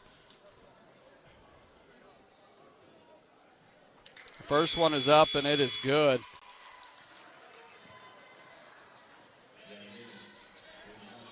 And then Trey on the year. Trey so far is shooting 62.5% from the free throw line. He's been up and down on that free throw line. It hasn't always been good as Fort Dodge is going to their bench, as Bobcats do as well. Lamar Johnson will replace Jacob Hayes. Jacob having a really nice night. It's didn't know what the energy would be like without Rowe. It seems like everyone's picked up that energy that he leaves, that he left on the court, but Trey's unable to make that second one. Bobcats are up 21, their largest lead of the game, as number 22, Carter Morrison for the first time. Feely back over. He gets it up to Zuspan. Zuspan looks at the free throw line, doesn't like it, goes back to Carter Morris. He picks up his dribble in the post, not sure what to do with it. Trey's just hounding him. Oh, my goodness. And it's going to be a 5-second call. Carter Morris and Trey Brooks are not the same. Simply put, they are not the same. Trey just hounded him and was able to get that 5-second call. 2:35 left to go here in the third quarter. Bobcats up 21. Brooks gets it to free throw line to Lamar Johnson. Drops off to Carter. Carter's got 10. Second Bobcat in double figures. I'll tell you what, I sure do like this. This is nice. As the miss is there, Kyle Smith with yet another rebound. He comes out ahead. Dribbles, drops it off Trey Brooks. Almost an over and back, but Trey had the right mindset. Make sure his feet were right. Gets it back Trey Brooks. Bobcats looking to go up 26. Bucket! 20 points for Corey Smith. Big, big shot. They are up 26. 52-26. 150 left to go. The floodgates have opened, Bobcat fans, as Feely guarded by Corey Smith. He picks up his dribble, gets it back out. First time we are seeing Gavin Davis as well, closely guarded by Kyle Smith. Number 10, Hayden Zuspan, guarded by Carter. Carter does a nice job, stays on his feet. They're going to call a travel. I was going to say, here we go. We're going to look at this replay. Corey Smith let it rain. Does a little rainmaker dance en route to his 20th point of the night. 52-26, 90 seconds left to go in the third. Trey Brooks saunters up court, gets over the timeline. In between the legs, guarded by Zuspan, gets it over to Lamar. Lamar's a rebounder, pick, machine, and ball mover. Doing his job here tonight. Gets it back to Brooks. Over to Lamar. Lamar's not looking at the shot. He's looking to move the ball. We got Gatlil Jor. Let it soar. Gets it to Brooks up off the glass and good. Bobcats, absolutely. This is the most efficient that I've seen them offensively in a long, long time, as Fort Dodge zigged when they should have zagged, or zagged when they should have zigged, depending on who you ask. 55 seconds left to go. Bobcats have it, 54-26. Bobcats are tired of hearing about the losing streak and ready to start building on that winning streak. They've got 3 more opportunities next week as we travel to Hoover. That'll be you, me, and Todd Steinkamp, folks. Gatlil Jor dribble drive, gets it back out to Corey. Corey gets Ty Adams up in the air, but puts the ball back down, gets top the key to his brother Kyle. Kyle little shovel pass to Lamar. One dribble back to Trey. Trey looks down low to Kyle off a back cut, and it's the weave on the top, folks, and the back cut with the pick on the baseline, and they have scored 4 buckets in the last quarter on that. Kyle Smith joins the double-figure club. Ty Adams misses it. 3 seconds, 1 second, going to be knocked away, and that'll do it. Bobcats up 30. That's right, folks. Up 30 with 0.3 seconds left to go. It was 36-22 at half. It is 56-26 right now. It is a 20-4 quarter. Bobcats up huge. When we come back, it'll be the fourth quarter, and we will call the final 8 minutes, see if the Bobcats can hold on. 56-26. You should never have to wait after ordering new appliances. At Penn's Appliance, you wouldn't. With an incredible selection in stock and ready to install today. Our friendly team is here to help you pick the perfect set to match your style. And let our professional technicians install and set up your new appliances, often delivering the very next day. Stop in today, see all the new features, and find your new look at Penn's Appliance. For sales and service of everything appliance, go see the Pence team. Hey Bobcat Nation, this is Kyle Smith. You're watching Bobcat Basketball on KFJB-TV. If you just joined us, folks, or if you just like to hear the score, Bobcats up 56-26. That is right, 56-26, 36-22 at the half. Bobcats stepped on the gas in the third and did not leave anything up for chance, much unlike what they did against Mason City. Bobcats said no more. We are done with this losing streak. Let's rock and roll. Be Bobcats basketball. Going right to left. Bobcats have 3 scorers in double figures. Giannetto, Corey Smith, and Kyle Smith. Giannetto up off the glass, bump, but no bucket. And it is going to be on number 2, Carter Woodruff. That will be his 4th foul. Carter Giannetto on the line. As I said, he has 10 points so far, looking for point 11 and 12. He shoots 72% from the line. He's 2 for 2 here tonight, looking for his 12th point. 57-26. 58-26. And the crowd from both sections has started to thin out. A lot of people taking that Highway 20, I-35 to Highway 30. That hour and 45-minute drive starting to get a little bit early on it. Corey Smith gets caught with a hand in the cookie jar against Carter Woodruff. That's Corey's first foul. Corey's been absolutely electric. As you see, yes, that crowd has definitely thinned out. Warland with a shot no good, and Jor with the rebound. He's about under 6 foot, but with those arms and legs, he looks 7'2". A little scoop shot, a shout out to the shorties with the scoop shot. I thought I had a patent on that scoop shot 20 years ago. Corey Smith with the block. Corey's got 22. Here you see the little right-hand scoop. That does my old man Y ball heart proud. That is an impossible shot to block, and not everybody has it in the old repertoire. Ty Adams, again, shooting over 75% from the line. Had a pretty good game here. He's got 9. He's really, Westerhoff had 24 the last game these guys played. He had 8 there in the first half. He has not scored since. Ty Adams has 9, 60-27. Second one's up, and it is good. Ty Adams, the lone Dodger in double figures. Trey Brooks brings it across. It's Giannetto, Jor, Hayes, Corey Smith, and Trey Brooks. Gets it to Jor, let it soar! Bucket! 3-ball, Gatleel Jor! That one's for you, Brandon. Hope you're having a good night back in Marshalltown. Rebound, Ty Adams, blocked, but a foul.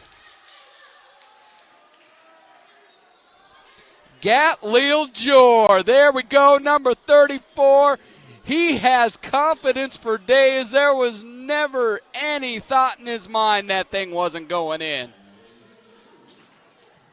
Jor let it soar. Bobcats up 35. Ty Adams misses his first free throw on the night. He had been.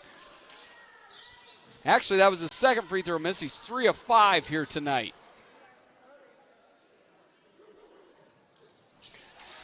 Second shot is up and good. Adams has 11 points here tonight. Trey Brooks gets it, brings it across.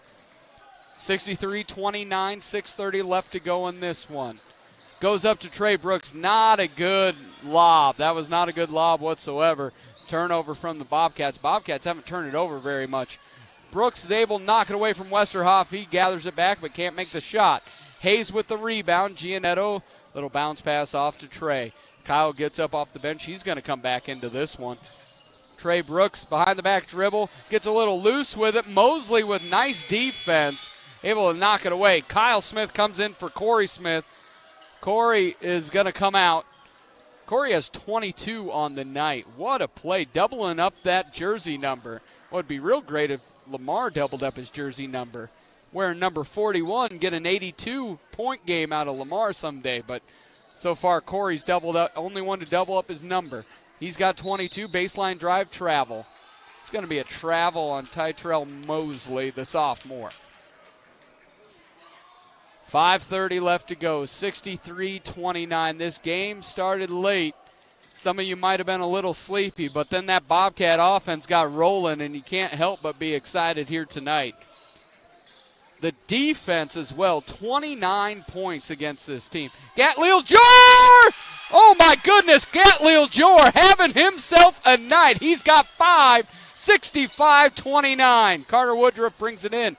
Gets it down low to Ty Adams. Ty Adams, a little shimmy shake, little hook. He got the sophomore on his back, and he just too strong. And tonight when he finishes around the rim, good things happen.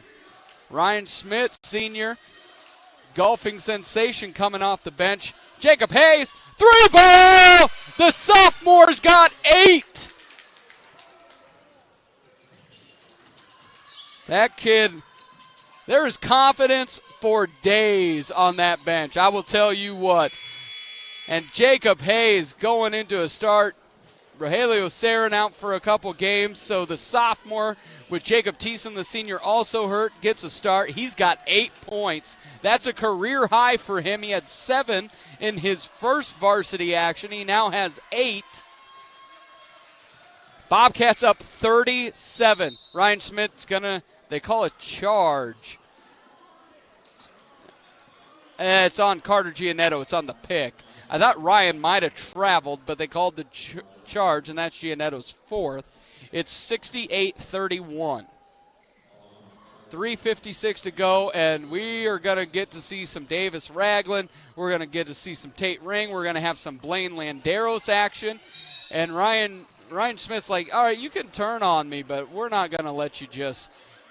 We're not going to let you just back me down. I'll foul you. I'll hit you. I'm not afraid. See the free throws here for Ty Adams. Bobcats up 37.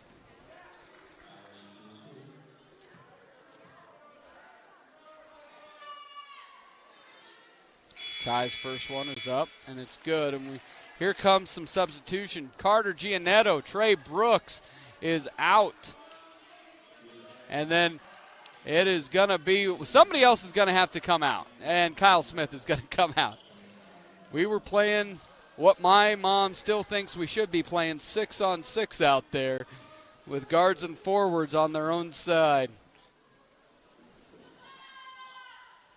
Ty Adams makes that second one as well. He's had a really good night. He has got 7 in the 4, 10 in the half, 15 on the night.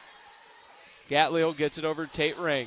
Tate Ring, and they're going to call, Blaine Landeros is, they've called that all night long. You cannot move on that pick. They've been very, very consistent on that call.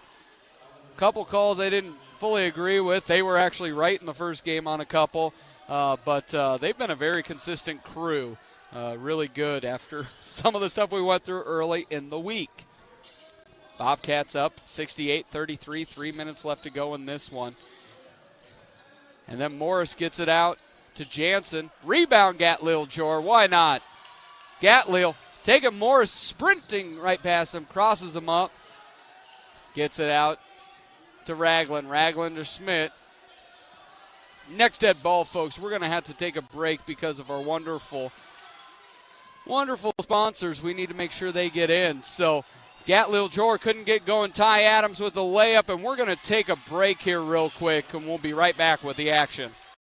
You'll find the perfect mattress for you at McGregor's Furniture and Mattress. You choose the firmness, comfort, and support level, all at a great price. McGregor's always has a great selection of sofas, recliners, dining room, and bedroom furniture to help you live and relax in comfort and style. Their staff will help you find just what you're looking for. McGregor's Furniture and Mattress, downtown Marshalltown, is open 7 days a week. They're proud to support Bobcat Athletics.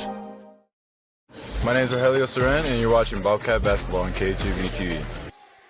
A lot of us were worried when Rowe wasn't going to be able to play, but Bobcats have it handled 68-35 with senior Blaine Landeros at the line. Misses the first.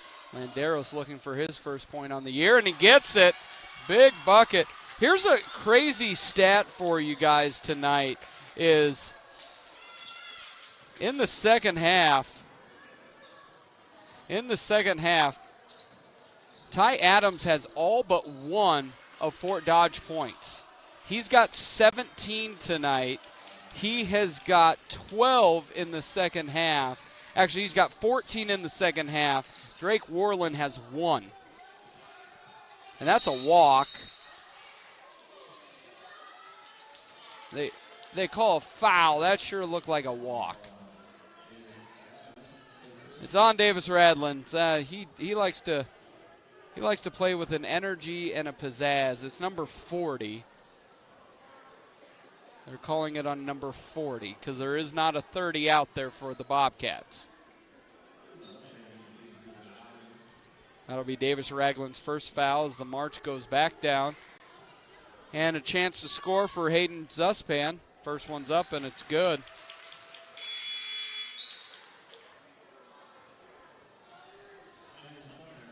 And Kyan Sumter is in.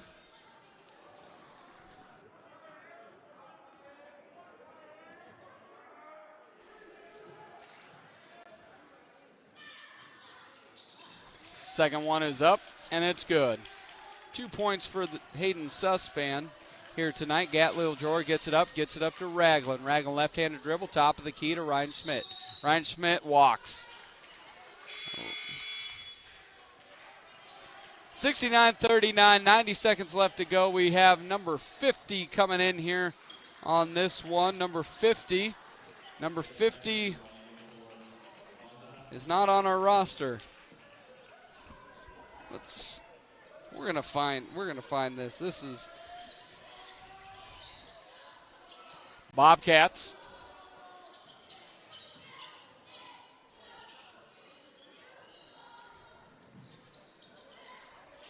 Drop in.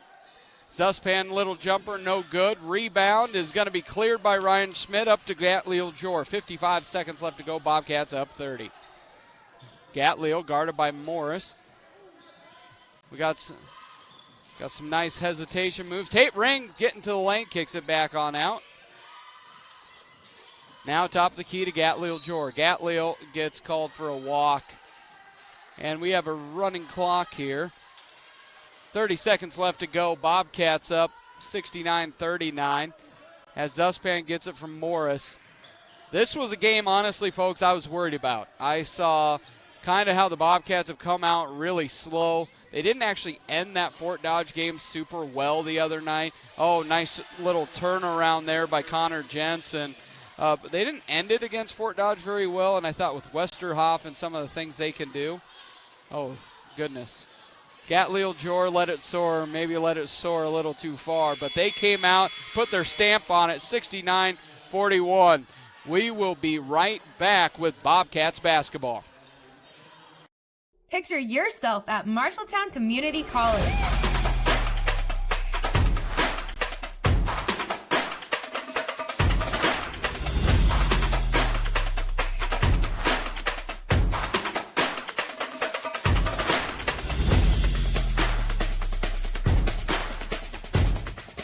Become a Tiger for life. Visit ncc.iavalley.edu. Locations in both Marshalltown and Grinnell.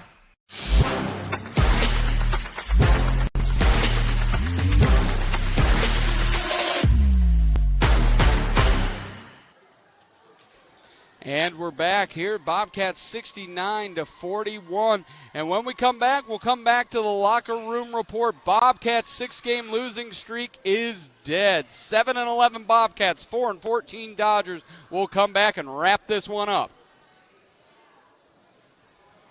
Some drivers trade cars every year or every other year. Some drive their cars till they drop. Whatever kind of driver you are, Lennox Employees Credit Union is here to get you into the car for your style of driving. You're invited to go to our website, lennoxecu.com, for membership eligibility and loan rates, or call the office to talk to a loan officer. The loan process is quick and easy. Low auto loan rates from Lennox Employees Credit Union, 1004 East Main Street in Marshalltown. Member NCUA.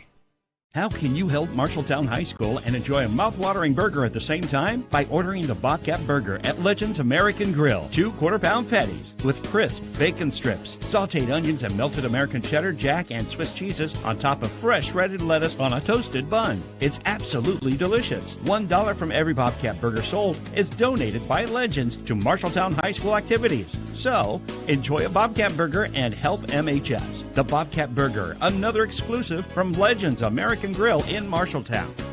The right insurance agent can make all the difference. Assured Partners agents represent multiple insurance companies. They can pick and choose from a larger variety of outstanding insurance options. Assured Partners also handles life and health insurance and Medicare supplement coverage. With access to local, regional, and national insurance companies, Assured Partners will create policies tailored to the coverage you need. For more information, go online to assuredpartners.com/Marshalltown. Power through partnership with Assured Partners in Marshalltown, Toledo, and West Des Moines. At Honest Heating and Cooling, they take comfort seriously. Their latest offering? Smart Integrity Monitoring. Combined with an honest maintenance plan, it takes all the guessing out of home comfort. Their technicians take accurate measurements of all the necessary parameters and deliver you the truth about where your home's comfort stands. If you're not measuring, you're just guessing. That's honest. Get a Smart Integrity Monitoring plan and let the Honest team watch over your home's comfort 24/7. Honest Heating and Cooling. The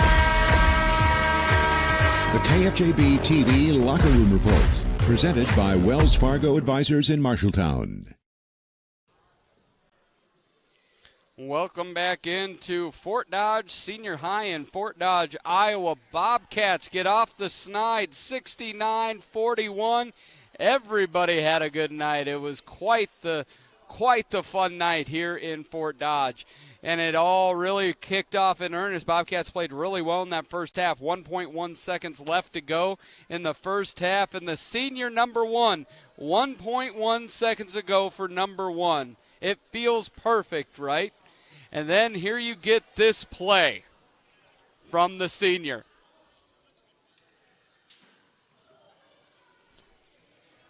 We're going to get it. There it is, 1.1 seconds, throws it up, off the glass, and good. What a shot. And it seemed that moment just gave them the energy they needed, because in that third quarter, they outscored the Dodgers 20-4. They absolutely ran away with it, up at points by 37 in the fourth quarter. Everybody got a play here tonight. And you see this, a block by Corey Smith. Corey Smith had 22 on the night. He was special. You saw really great play from all around. Here you see another one. Jacob Hayes looks at back cut to Trey Brooks. Trey Brooks didn't have 33 tonight, but his dozen points were all important, and he played an incredible point guard tonight. And then here we get to see the three ball. Corey Smith, his brother started out hot with 8 in the first quarter, but Corey took the bull by the horns, and he knocked in 3 threes here tonight, along with a couple blocks. He just played incredibly well. And now we get to see Kyle Smith stepping in. That got everything going. The sophomore was in double digits. Then you get Brandon Lewis's unabashedly favorite player in Gatliel Jor. And as Brandon loves to say, let it soar. Jor, let it soar. And he did a couple different times. You saw Gatliel Jor corner pocket knock in his three. Then he wasn't done. he got himself another bucket and a couple rebounds along the way. There you see Gatlil Jor, corner three. You even see the sidestep. He did not move towards the rim. He moved away from the rim because that's the kind of swag and confidence that kid plays with. We'll really miss covering him. And you just see all the 5 downs down the road. Oh, there he is. He is, out of all of our players in any sport, Corey Smith has embraced the Keith Stewart shot more than any other player. So out of all of that, Bobcats have 19. Fort Dodge led by 19 from Ty Adams. The senior had a really good night on senior night. But Bobcats win. 7th win on the year, break the losing streak. Happy times in Fort Dodge, Iowa. You look forward to retirement as your time to relax. But now that it's here, turns out relaxation is overrated and you'd rather get back to work with an idea of your own. Wells Fargo Advisors can help. For more than 125 years, we've created wealth management and investment strategies aimed at achieving our clients' personal financial goals. When retirement plans change course, turn to Wells Fargo Advisors. Together, we'll go far. Wells Fargo Advisors is located at 14 East South Ridge Road in Marshalltown. Call them at 641-752-5401. They're a member SIPC. There's a city within a city not far from here.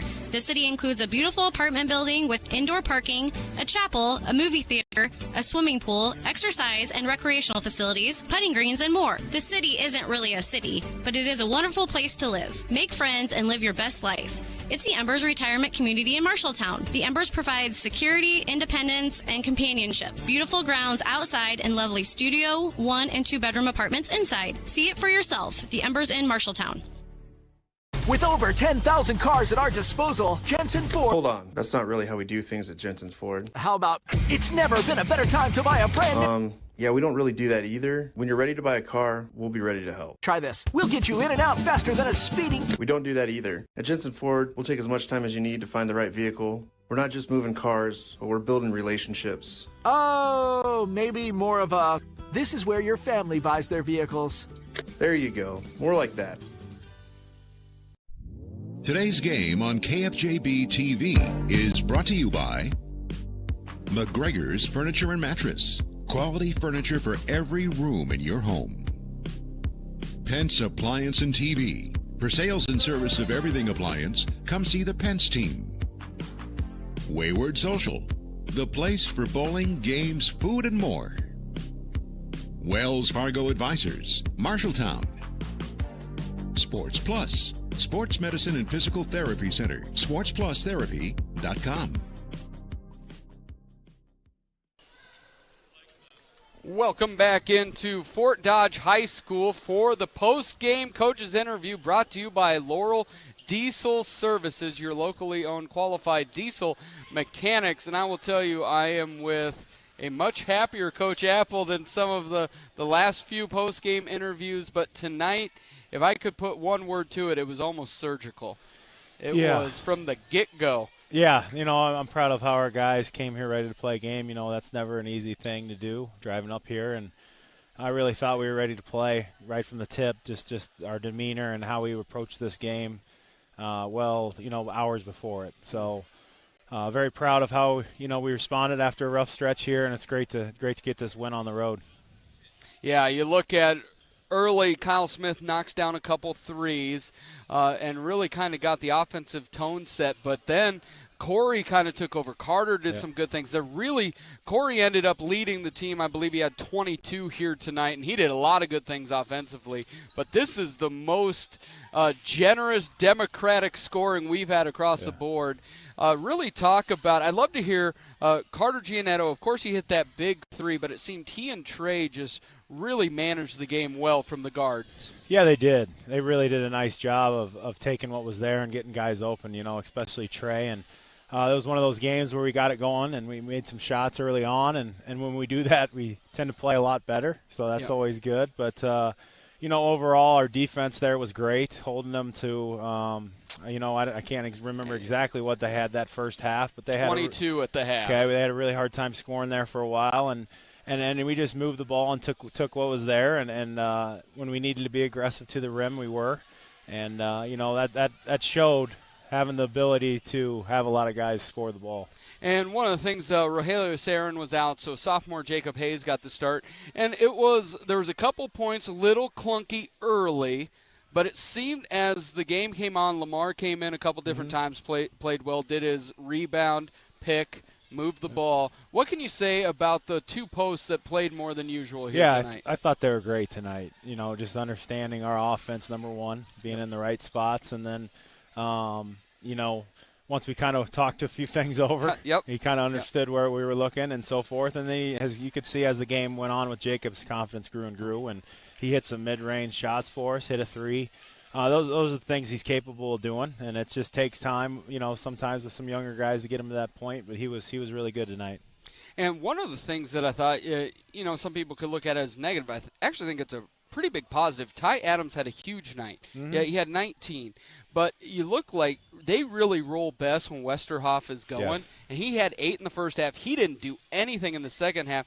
Looking at the stats, Ty Adams had all but 3 of their 19 points in the second half. No one else really did it. What can you say about the defense in that second half on Westerhoff? Well, I really challenged our guys. We got to shut him down, and 14 Orland. Those are kind of their two guys that have the ability to get it going. So I really challenged our guys. Hey, these past couple games we haven't done a good job on their best players. They've kind of took it to us, and we need to do a better job overall collectively as a team to kind of swarm them a little better and make it tough on them. And they did a nice job, really nice job of that second half. Westerhoff made some nice plays in the first half. He did. We kind of were able to contain him a little bit there. So just overall good effort defensively, and obviously offensively we got it going and made some really nice plays and made the game just came really easy to us tonight. And that's something we've kind of struggled with here as of late when our shots aren't going down. But when you get easy baskets like that, you see the shot, the ball going in the hole, then everything opens up and it's just a little easier to score. Yeah, and I would be remiss.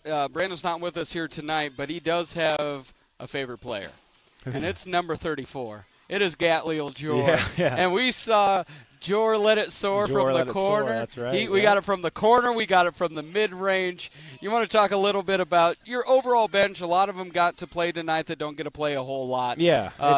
Talk a little bit about them. It's great for them, and you could see the guys that play. They love getting them minutes and being able to have them do that. And Galil's a huge player for us. Regardless if he plays, no minutes at all or how much he played tonight, we can't be where we're at without him. And these role guys, it's just so valuable to our team to have those guys in practice every day.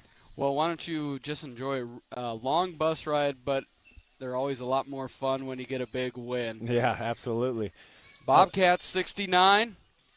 Dodgers 41 sounds pretty good. Never in doubt. No stress in the fourth quarter. No, that was nice. Yeah, I'll give a big shout out to Brandon. Just congratulations on the baby girl.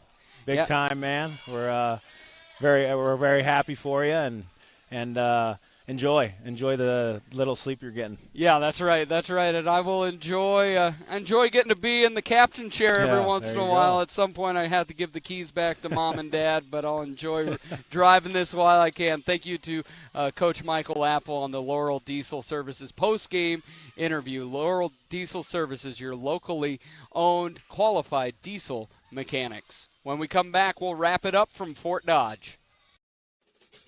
When Mike Overton moved to Laurel, Iowa, he had a vision to have a diesel repair shop that would support his growing family and passion for working on diesel engines. Being part of the East Marshall community means ensuring that farmers, truck drivers, and businesses run smoothly. With a large building and state-of-the-art equipment, Laurel Diesel Services is always up for a challenge. When your farm trucks, semis, or other diesel equipment requires maintenance or the occasional repair, take it to Laurel Diesel Services. Don't let concerns about shifts in the market disrupt your long-term financial goals. Edward Jones financial advisor Zach Wall can help. He'll work with you on an investment strategy for long-term results. Edward Jones can give you the tools and knowledge for a steady approach to hitting your financial targets. Get started by giving Zach Wall a call at 641-752-3017 in Marshalltown or visiting edwardjones.com. Edward Jones, member SIPC. Welcome into Bobcat Live. We are inside Rosie's at Wayward Social.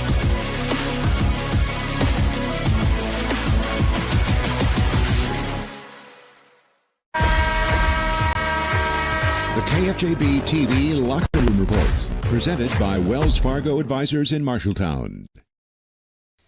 And we're back into Fort Dodge. You see a little bit of always that fun talking with family and friends after the game. We have even Kyle Smith out there still playing ball with some area kids as well. You know, you can't get enough basketball. Bobcats 69, Dodgers 41, and we want to do some regional scoreboard update brought to you by Central State Bank. See what Central State Bank can do for you in Ames, West Des Moines, and State Center. All right, there's a lot of top 10 teams in action at the 4A level. Many of them went as they should, much like Iowa City West, 47-35 over Iowa City Liberty. Iowa City West, number 2. You have Sioux City East, number 4, won by 27 over Council Bluffs Lincoln. But number 6, North Scott, wasn't lucky.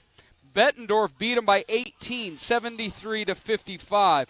And then number 5, Waukee, got destroyed at Johnston, 66-45. And it wasn't all that close in the first half as Johnston held Waukee to 11 first-half points.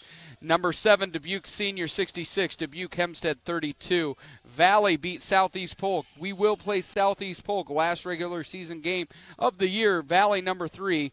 And they were 84-60 over Southeast Polk. Waukee Northwest beats Urbandale, 53-35. When we come back, we'll say all our thank yous. We'll look at Monday night, and we will bid you a fond adieu from Fort Dodge, Iowa. We'll be back in just a couple minutes here on KFJB-TV. You planned and saved for your child to go to college, but medical school after graduation was a surprise. A happy, expensive surprise. Wells Fargo Advisors can help. For more than 125 years, we've created wealth management and investment strategies aimed at achieving our clients' personal financial goals. When opportunities surprise you, turn to Wells Fargo Advisors. Together we'll go far. Wells Fargo Advisors is located at 14 East South Ridge Road in Marshalltown. Call them at 641-752-5401. They're a member SIPC. Scouts in Marshalltown go on fun adventures. Scouts learn about the outdoors. Scouts learn character building. Scouts learn citizenship. Scouts learn life skills. Scouts learn to be leaders. Scouts go to fun summer camps, and Scouts get a head start in life. Marshalltown has produced over 200 Eagle Scouts in our over 70-year history and have provided over 1 million hours of service to our community. To learn more about joining Scouting in Marshalltown, go to iascouts.org. Adventure on! The KFJB-TV Locker Room Report, presented by Wells Fargo Advisors in Marshalltown. And we're in at Fort Dodge. The crew is already discussing post-game eats, so it's probably time for us to get out of Fort Dodge, but we need to thank some people. One, we always want to thank Brandon Lewis. Even if he's not here in person, he's always here in spirit. KFJB, our TV producer, right to my left, because that is confusing when you say it that way. Zach Tomish, and his Rockets won here tonight, so he's happy.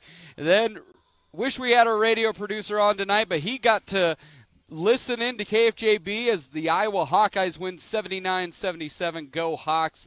Looked like a big game from Tony Perkins. And then our camera crew, the one and only Keith Stewart, when he's slinging Little Debbie's during the day, at night he's providing great shots with the video on the court. But tonight, the A-plus gold badge for best shot of the night goes to the one and only Jesse DeMeyer as he brought home the three-quarter shot from one Carter Giannetto. Monday night, February 5th, Zach's going to go watch some NBA basketball, the Rockets and the Wolves. So you got Todd Steinkamp in the Zach Tomish seat. See if he can be half as good as Tomish next to me. I'll be traveling down to Des Moines Hoover.